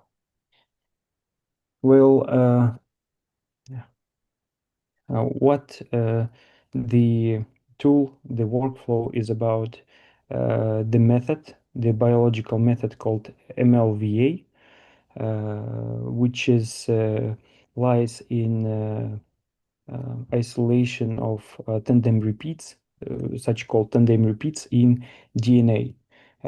So why we need this method? Okay, the object of the study is the sequencing data. So there is such machines called sequencers, and we get data from such sequencers And so the purpose is of my research, of our research, was to develop a pipeline for processing genotyping data of bacterial strains based on user script and open source software. So why it is important? In 2019, the approximately 80% of the world population of animal called saiga was dead, and the cause of this tragic event was Pasteurella multacida, and this is a virus that this is bacterial, not virus, but bacterial strain that can kill animals as well as Francisella tularensis, and it is always interesting the cause of these of these outbreaks, like from what caused the reason of such like mortality. So, and we created a tool that can uh, differentiate species, the bacteria species, by using such called multiple locus variable number tandem repeats analysis. So it makes possible to differentiate, as I said, differentiate bacterial strains from different outbreaks. So we can easily say that by carrying out the analysis, like we from what country, from what site this strain comes from.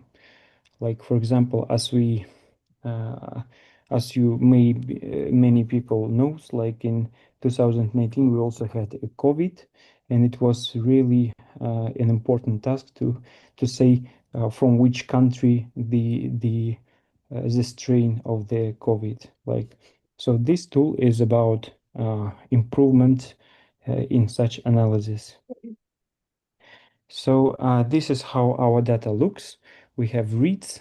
We have it's different. It has different size, and this is the object of our interest. So we are interested in the repeat flanking regions, and here's how it looks like. This is generally how our data looks from sequencing. Basically, it's just four nucleotides, four DNA nucleotides. Uh, and we created custom primers that can be used in differentiation of strains. And as an object, we took Francisella tularensis. So everything, our work was done on this species. So, and basically you can see the pipeline model. So we downloading the raw data, and we finding the flanking regions primers, converting them, and we see all results will output at the separate file. So the novelty of our research is that we can uh, so I see many people from different fields on this conference. So the novelty in this field, in the bioinformatics field, is that we can implement this analysis on raw data.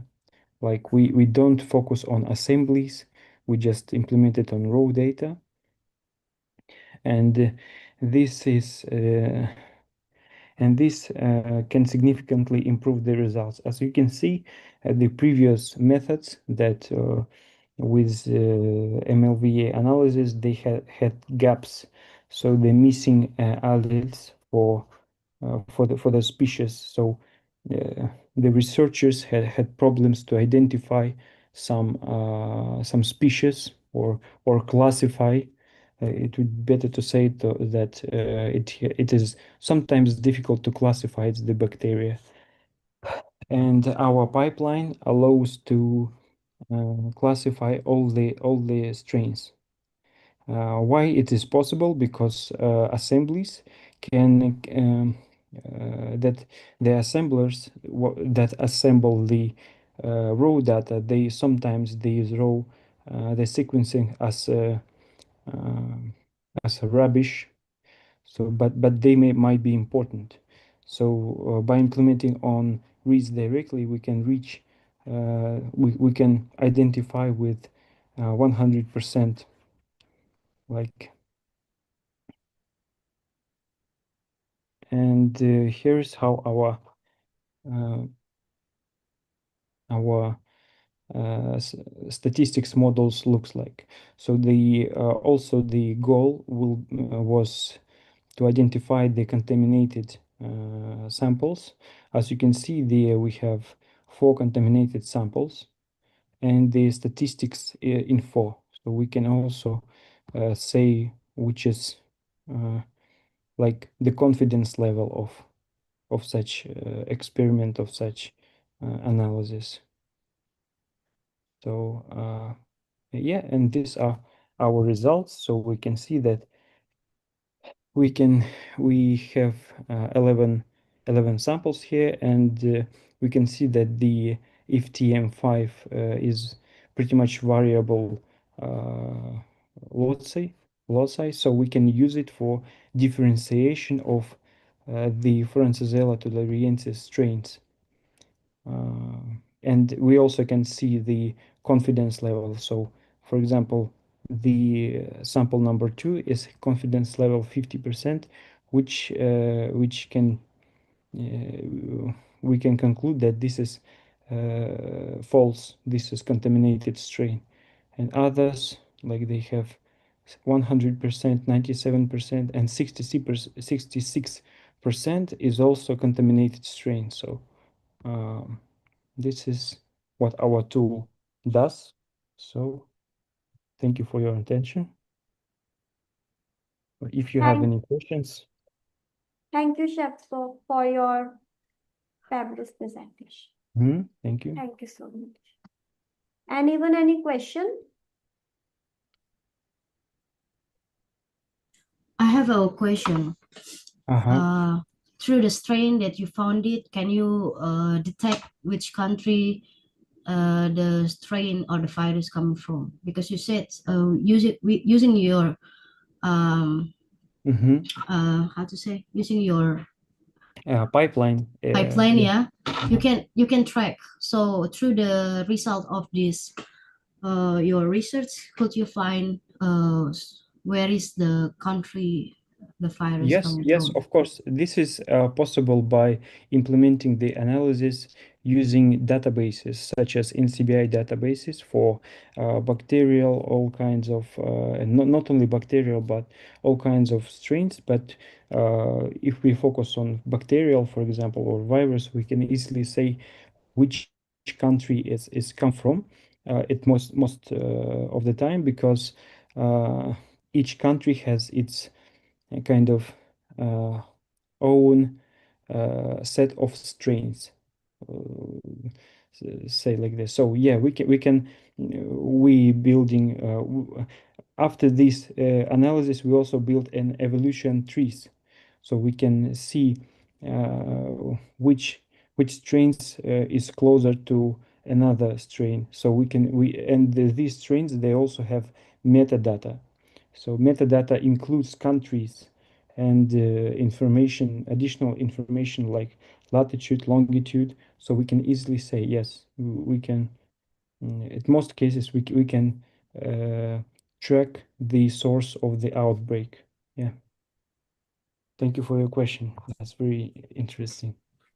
Great, really, really useful in the future. Yeah, especially with the outbreak.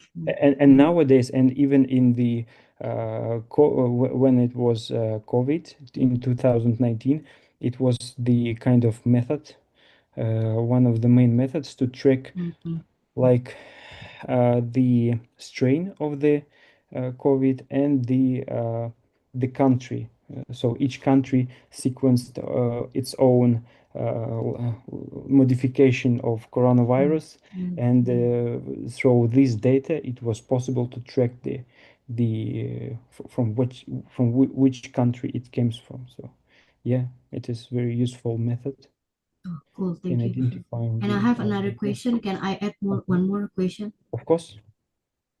Can you using your pipeline to attract also, this is not related to the virus, but I mean using the same pipeline, can you track where is someone coming from, like the DNA or genetic? From you mean from someone can you repeat like someone came from like Yeah, you like talk about DNA. person. Yeah, the person. So can you using your pipeline to attract someone DNA? Not really. I think no. I think no, because it works now. It works on. We just tested on bacteria, so the bacterials repeats. So all bacteria they differ by these repeat regions, and a human genome. If we talk about humans, we have also repeats, and they're also informative, but. As, as I know, for humans, we have specific codes. Yes, we can do such analysis in biology, in bioinformatics in general, but not using this method. But it's very interesting. Yeah, maybe we could think how Thank you. to. Yeah, Okay, so thank let's you for the be question. Thank you. let's be Yes. let's start Yes, with okay. our next presenter. Uh, Okay, yes. Oh, sorry. Yes, the next okay, percent. ask. I have a question. Yeah, yeah. Of course. Continue. Yes. I have a question. Is your research, would you actually have similar result if you had carried out research in Africa, for example, where COVID was rarely researched? And Yeah. just like what I've just said about testimonial injustices, we have a lot of challenges with researchers because they don't normally actually get into Africa, where we have a lot of challenges and problems. So, would you have the Mhm. same result if you carried out your research in Africa? Like the same result. For example, my pipeline works on was carried out on the bacterial strains called Francisella tularensis. If we talk about geographic, for example, in Europe, they can just sequencing these strains because they annually have 10 cases of Francisella tularensis. In Kazakhstan, we have more than like 200 cases of Francisella tularensis. In Africa, I'm not sure how many, but I think yes, it would be like if your question regarding to like will it work in Africa like this method, yes, it will work. Like we can if we isolate some strain of Francisella or Pasteurella or any other bacteria, we can see the uh, how the strains differ from each other. Yeah, it works everywhere. It does not depends on country, but it depends in which country this method is appropriate. For example, in Kazakhstan, we have 200 cases, so it's a lot. So we can. It is interesting for us to build an evolutionary tree of from where the outbreak. So yes, it will work. Thank Thank you for your question. Okay, so let's we move ahead with the conference. Our next presenter. Mhm. So our next presenter is Alper Gunek, mechanical engineer, Tosyali Holding Turkey. Topic: efficiency enhancement in the recuperator of a reheating furnace. Sorry.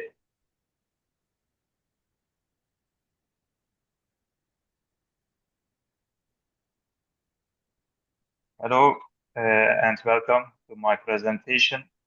Can you show my presentation, Dr. Flora? Yeah, it's visible to everyone.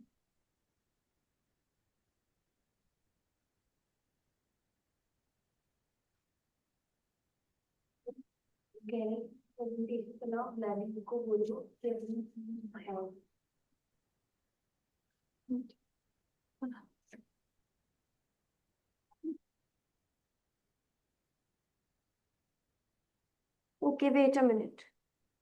Okay.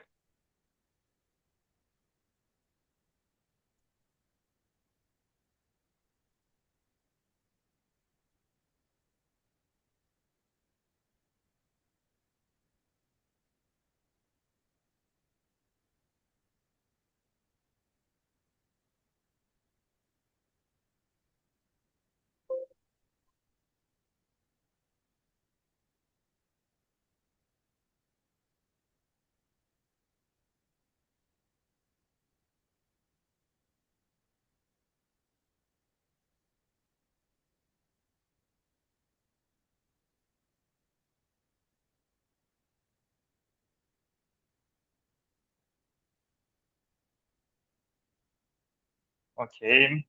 Hello, Please everyone. start. Yeah. Okay. Thank you. Hello, everyone. My name is Alper.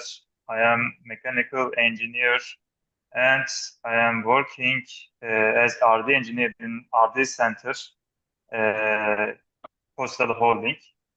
So today I will present our study and efficiency enhancement in the recuperator of a reheating furnace.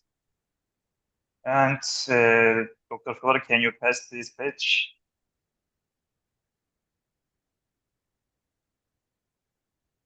Dr. Flora, are you there?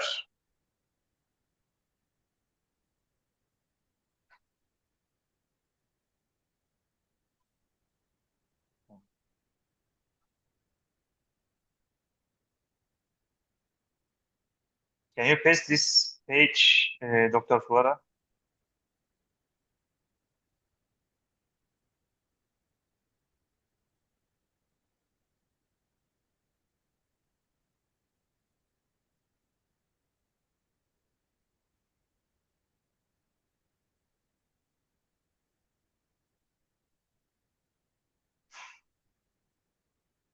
Okay.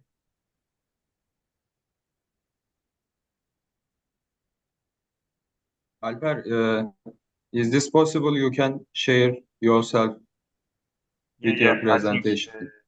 I can So do. Wait a minute. you can control the Okay, easily understood. presentation. Wait a minute. Yeah, the just a share button. You can just share it. And Okay, I can't. Oh, okay. Sorry about it.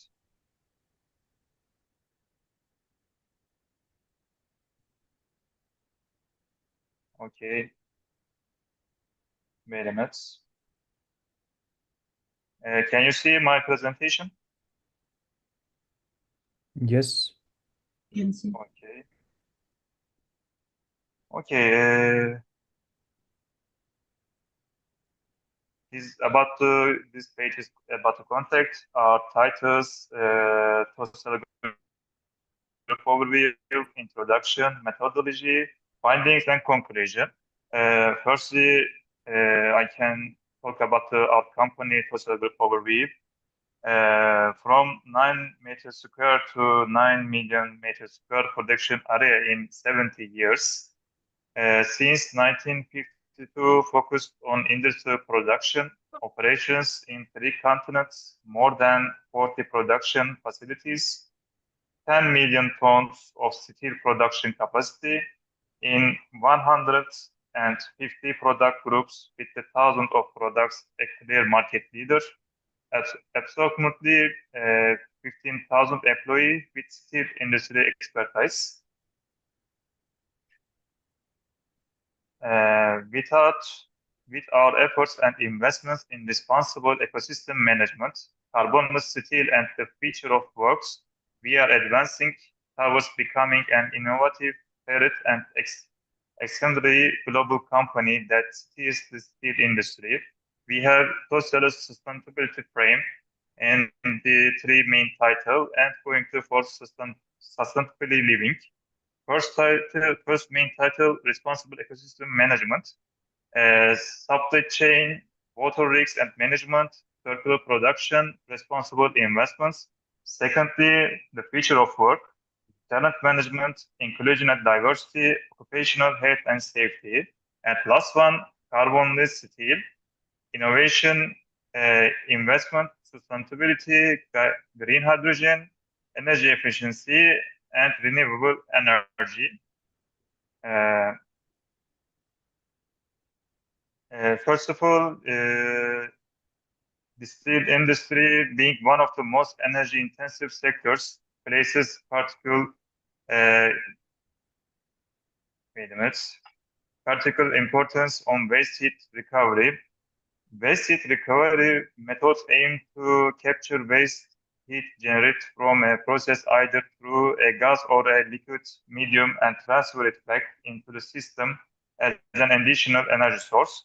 The main techniques used for flue gas recovery include recuperators, regenerators, economizers, waste heat boilers, and organic Rankine cycle systems. In these two pictures, firstly, our reheating furnace, we are tempering the steel for the rolling. And second one is our recuperator site works. We have recuperator for reheating furnace, but this is the old one. So we changed the recuperators and new modern one. Our methodology in the first stage, the recuperator system of the plant was analyzed in detail.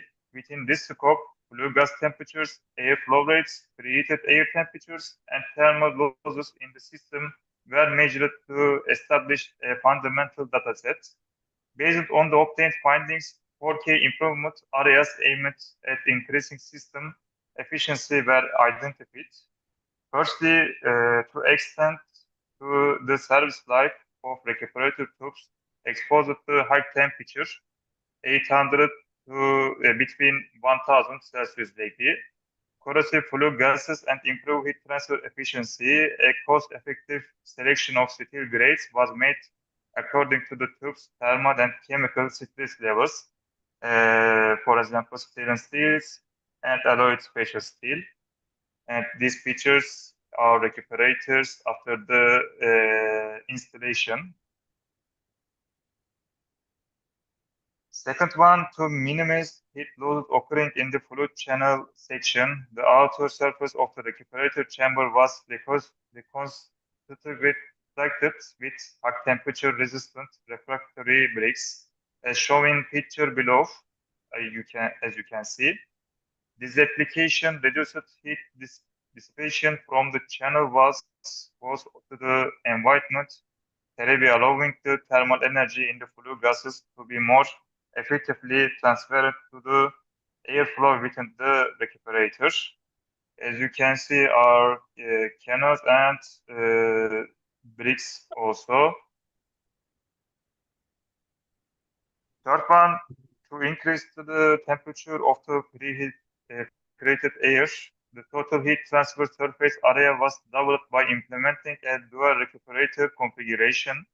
As shown in the picture below, the flue gas stream was directed through the recuperator units connected in series. In this way, instead of single-stage heating, a two-stage heating process was achieved, resulting in a higher and more uniform outlet air temperature.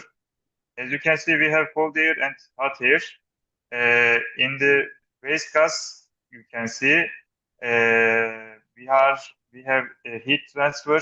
We are using for this recuperator obtain high temperature air, and we are using the reheating furnace. So we for this one, we are using flue gas temperature for rising the high temperature air. Last one, to reduce the high pressure loss and irregular heat transfer caused by turbulence in the flue gas flow of the existing system, the aerodynamic design of the recuperator channel was improved, as shown in the picture below. Sharp corners and sudden cross-sectional changes were minimized, as you can see, our corners, resulting in the flow profile closer to laminar conditions with lower pressure losses. This modification not only reduced fan energy consumption, but also provided more uniform heat transfer across and the heat exchanger surface. Our findings are this study conducted a detailed analysis of the recuperator system, post-improvement, hourly natural gas consumption, and heat-treated material tonnage were measured to calculate specific gas consumption per unit product. The improvements enhanced material quality and extended the recuperator service life. Following 4 implemented measures, performance increased and natural gas consumption decreased. 3 improvement consumption and production data are also presented in the picture below. Before the application, our natural gas consumption is 96,216. But after the application, we have our consumption is 64,940 kilowatt hour. So we gained 31,275 kilowatt hour. And conclusion is, as a result of detailed measurements, analysis, and implementation conducted throughout the study, reductions of 31,274.93 kilowatt hour in energy consumption, 6.32 tons in carbon emissions, and notable process improvements were achieved. The thermal efficiency of the existing recuperator system was improved, leading to a 32.5% reduction in fuel consumption. This study makes a concrete contribution to energy efficiency policies in the iron and steel industry and offers a good example for future projects similar nature. Wait a minute. So,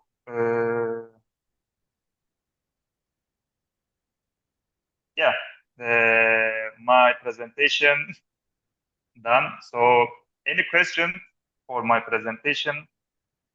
Thank you for the presentation. Very nice. You're welcome. Thank you.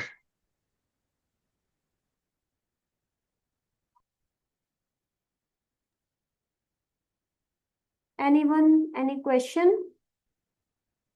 Any query?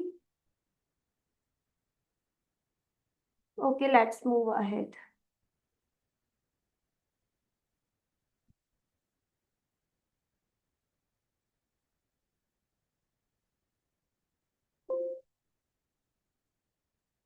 So our next presenter for the conference is Kore Genkoglan, Senior RS Yes, Engineer. Okay. I think that one question for Alper. I see. Okay. Please ask the question first. Continue with the question. I see some hands from Francis. Okay. To ask how much are you saving in the industrial sector by your project, and where are you directing it? Is it in manufacturing sector or in direct production? Is not manufacture. We are manufacturing steel. We are producing steel. So direct product sector, I think, because we are iron and steel company. So we are gaining through directly product sector.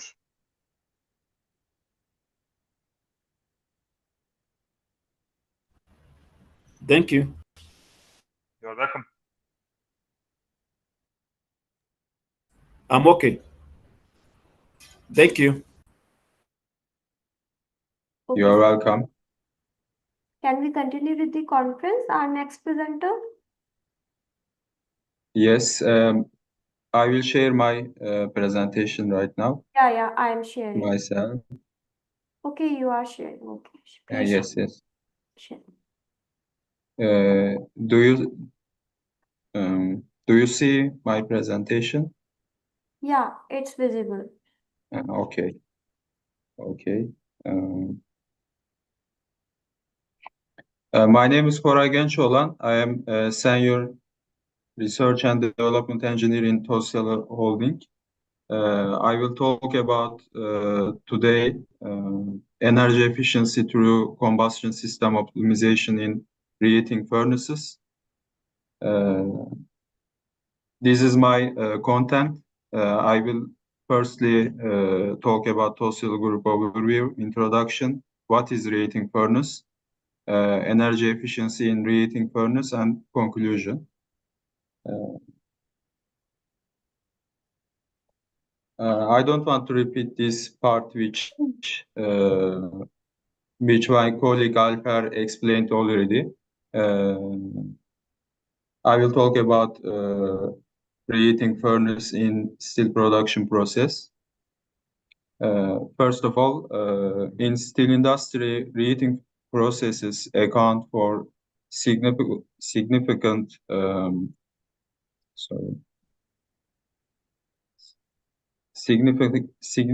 portion of total energy consumption.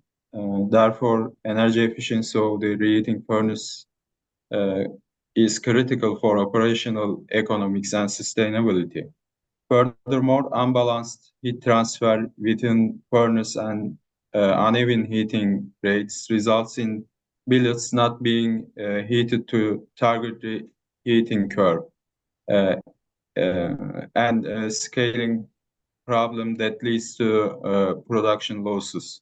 The project aims to reduce unnecessary natural gas consumption and lower the carbon footprint by improving control of air-fuel mixture within furnace through burner optimization and automation system.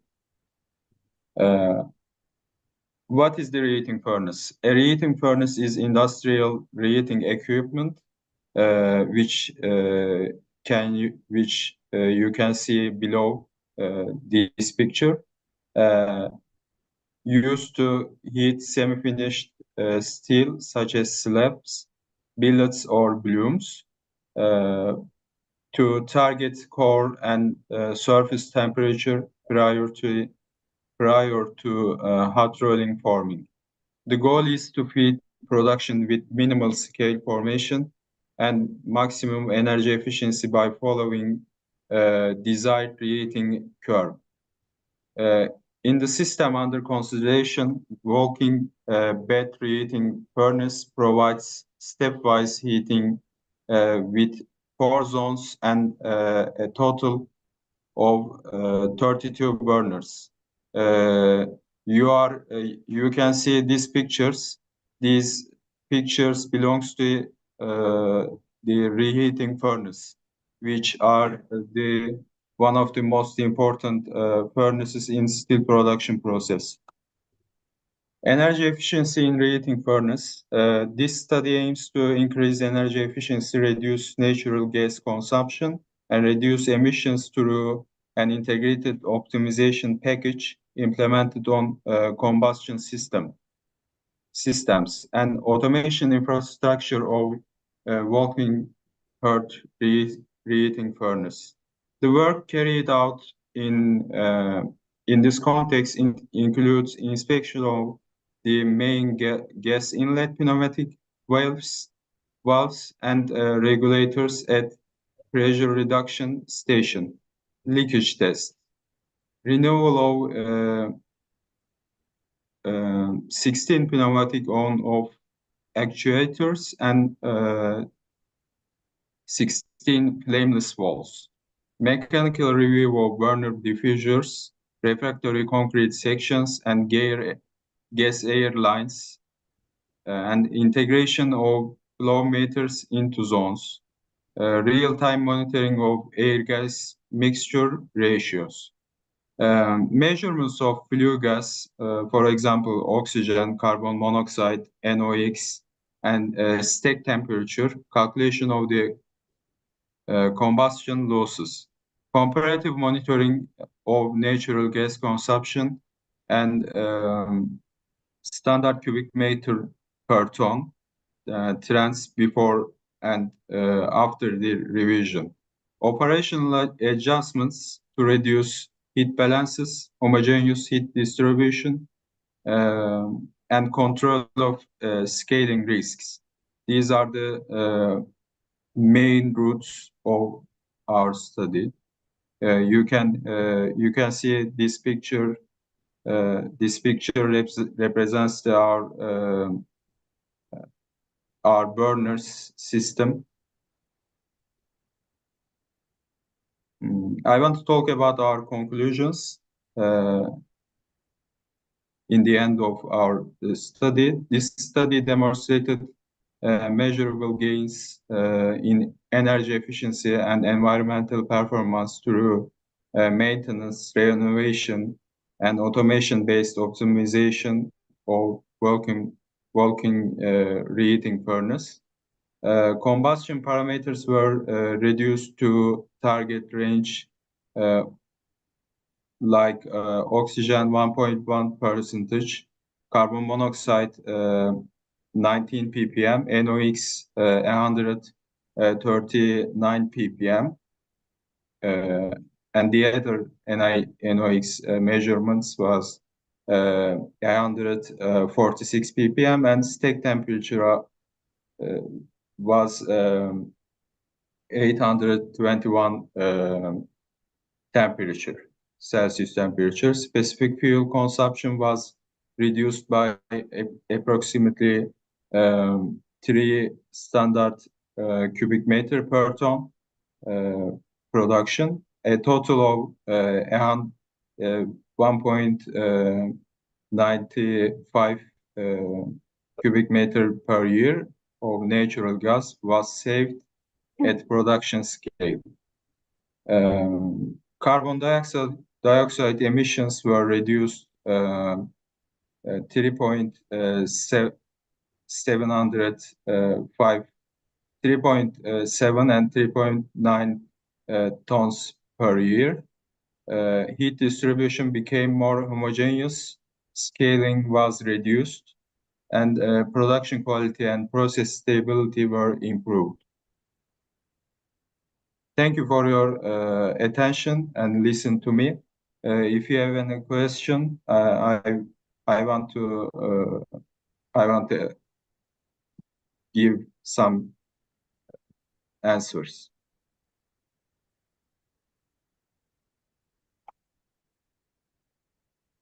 Okay, Corey, thank you for your presentation.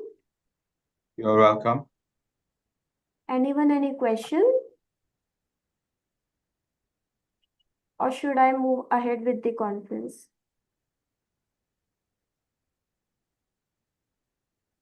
Anyone? Okay.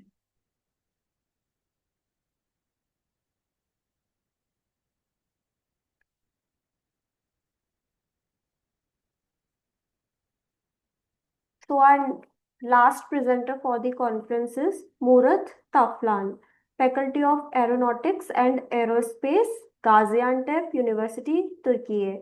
Topic: Quadrotor frame topology optimization analysis, discovery versus fusion generative design. Hello. Yeah, hello Murat. I can try to share my screen. Okay. If that's okay. Just 1 second, please.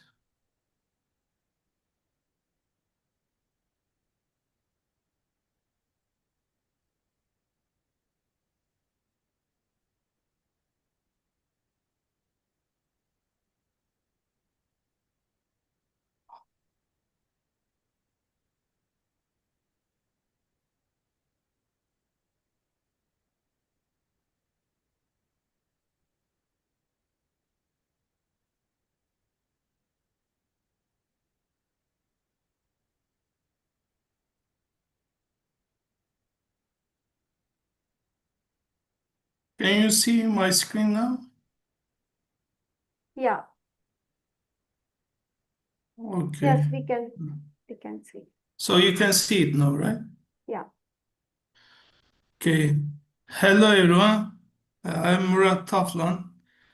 We conducted this research with my colleague, one from Dr. Ünal Ayta from Gaziantep University and Dr.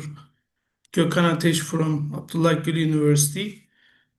In this study, we analyzed quadrotors, drone frames, using topology optimization.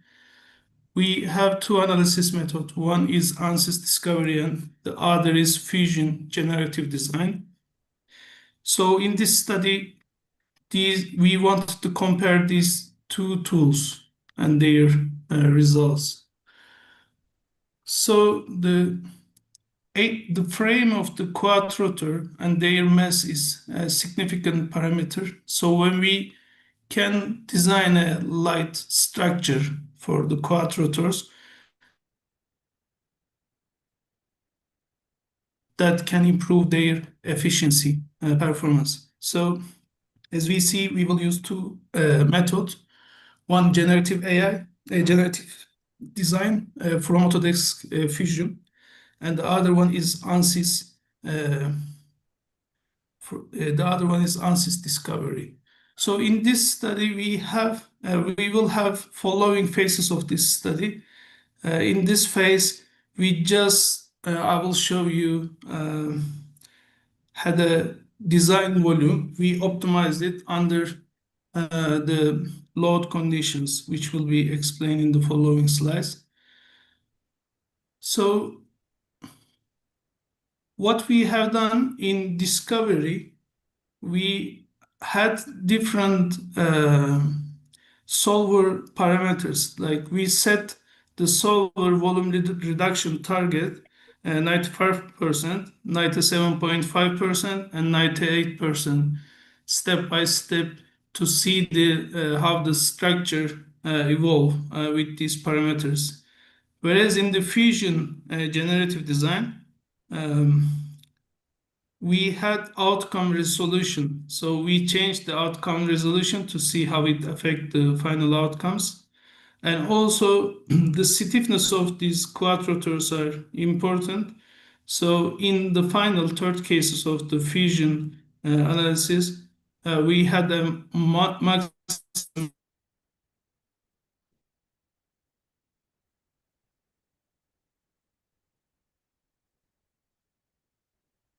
deflection constraint. 2 and 3 and 4, these are where usually the electric motors are located, and the V is the weight of the drone, the total takeoff gross weight. So when we apply the V and the loads, so we will see how this topology, this volume will be optimized under these loads using the methods I already described. So we will analyze the load case under 2G ascending condition. So we imagine the drone is accelerating and we apply the loads. 2 there shows the technical drawing of our volume, the top view. So from it is a square geometry. So the diagonal of this square is 512 millimeter, and we assume that actually we took it from our baseline quadrotor. The electric motor's diameters are 41 millimeter, and the main body where we look at avionics is 75 millimeter. So in the figure 3, you can see that we extruded this drawing, and in the mid figure, in figure 3, you can see where we applied the fixed support for our analysis. And at the rightest figure, you can see where we apply the electric motor loads like L1, L2, L3, and 4. So for material, we choose PLA, so which is additive manufacturing friendly. So these can be easily found, and the optimized outcome can be produced with PLA. So that's why we choose. And in this slide, we also present the mechanical properties of that material. In addition to those, we have additive manufacturing cars. So you can define those in discovery and also the generative design. So 45 degrees overhang constraint and 1.5 millimeter minimum thickness constraint we define. So later on, we run the analysis. So now I will show you the results for ANSYS discovery. So these are our results. Figure 4 shows, as I say, the case 1. Figure 5 shows case 2, and 6 shows case 3. The case 1, as I say, had a 95% volume minimization objective. The second, 97.5, and the third one, 98 point volume minimization objective. You can see that in the figure 6, there is no continuity. So we wanted to see how this will affect our optimization. So the figure 4 and 5, their results are shown in this slide. The case 1 was 3 kilogram frame, which is quite still heavy. The case 3 was like around 1.5 kilogram. So after these are the results from discovery with the default results. When we optimize this 3D space, we found these outcomes. And the second one, this slide I already covered. In the second step, as I say, we use Autodesk Fusion topology optimization, which is generative design. Again, we had the same solver parameters setups under 2G vertical loads. We applied the loads. Again, PLA material is selected, and additive manufacturing cores are the same. We have tested 3 steps here as well.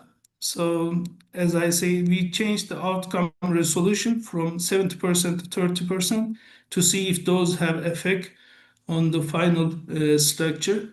And the third one, we defined the maximum deflection requirement. So try to make that our final structure is realistic. So the stiffness should be for this application. So this slide shows the outcome of this analysis from ANSYS Fusion generative design. So they look quite similar, the case 1, case 2, and case 3 in figure 9. So as I say, figure 7 shows 70% outcome resolution. The figure 8 shows 30%. And the figure 9 shows, again, 30% outcome resolution, but with maximum deflection constraint. The results are the results from ANSYS Autodesk Fusion generative design is quite promising. If you see table 4, the Fusion one, case 1, case 2, case 3, the final messages are 311 grams, 317 grams, and 596 grams respectively. So compared to the results from discovery, these are more realistic actually. So like they look more like final products, the outcome. So Sorry. So the results objective was to compare these two optimization tools from these commercial products, ANSYS Discovery in table 3 and in table 4, Autodesk Fusion topology optimization. So in topology optimization, Autodesk, we also check our deflection millimeter in millimeter units. So the case 3 looks the more realistic one, which is around 500 grams. And the baseline quadcopter compared to these results, we can say they are also around 500 grams. So we can say this final case is more realistic, whereas the ANSYS Discovery provided us 3D space frame, which give us some idea, but the final structure is not ready for manufacturing. So that's why in the future steps we will cover more analysis for ANSYS Discovery. As conclusion, we have compared two topology optimization approach tool from commercial tools. We can say that the considering our outcomes, the Fusion generative AI tool provided more realistic results. In our future studies, we will expand our research objectives. So first, we will do finite element analysis verification for our outcomes from ANSYS Discovery. We will compare the results with ANSYS mechanical analysis tool for validation. And we will also change our design parameters. So in this study, the fixed load, fixed boundary condition position was same, so we haven't changed it. In future, we will change this position, which represents the CG. And also, we will consider combined load cases. In this case, we just apply the loads in z-axis. So that was quite all for our analysis and the results. Thank you for listening. If you have any question, I can reply them now. Thank you. Thank you, Murat, for the presentation. If you have any question, I can reply. The quadcopters and drones are quite popular, but might be whether in your interest. Thank you for listening. Anyone, any question?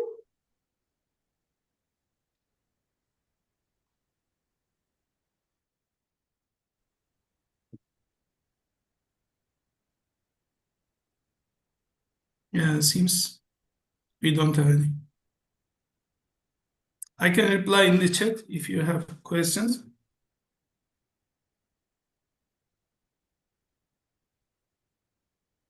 Okay, so if no one has any questions, so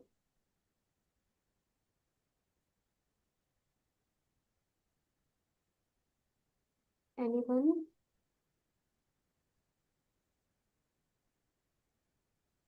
Okay, so thank you everyone for your wonderful presentation and make our conference so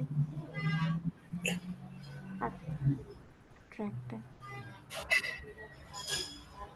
Can I ask a question? Okay, ask. I can see a very beautiful presentation from the technical side, mechanical engineering as well. But we need to understand also, feel that social sciences have a lot of role in mechanical engineering, electrical engineering, because of human relations when work is going on. Do they have? I can't hear you, for instance.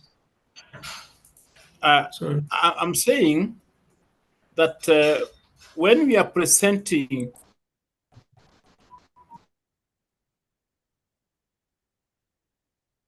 I can't hear Francis. Can you hear him? when we're actually talking about or developing mechanical relationship with human relations, you can't hear me? Can you hear me now? It is unstable. I can hear, but not clear. No. I was talking about presenting mechanical work without taking into account the human relations, which is very, very important because the role of social science, like psychology, sociology, and other interdisciplinary actions are very critical when developing this work. Do you have any possibility of including one of the objectives to be on human relations in your work? Thank you for your question, Francis. Yeah, definitely, this is a research area. I mean, especially so we just consider from aerospace engineering perspective, the structural design, but of course, human relation, especially for safety, because these drones can be used in cities where the population is like very crowded. So this is one aspect, like noise, safety, such aspects we have to consider. But as you mentioned, another perspective, if we live with these drones in our daily life, how this will have affect our psychology, social behavior. This is another research area. I mean, so if you are, I don't work on it, but this should be considered. If I mean you are keen to work on it, I am happy to later communicate with you so we can consider those aspects. I think there might be some gaps in those areas. I haven't reviewed the literature yet.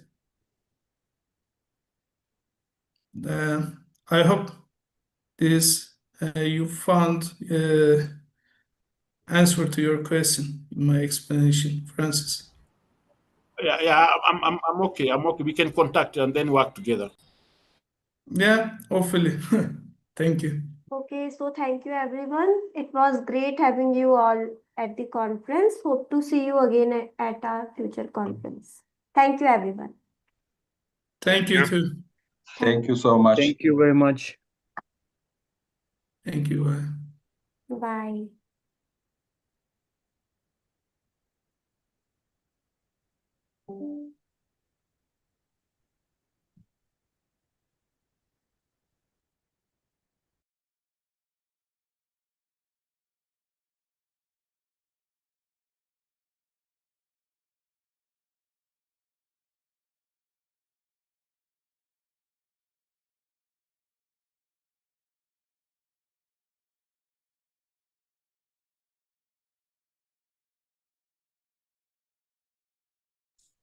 Thank you, everyone.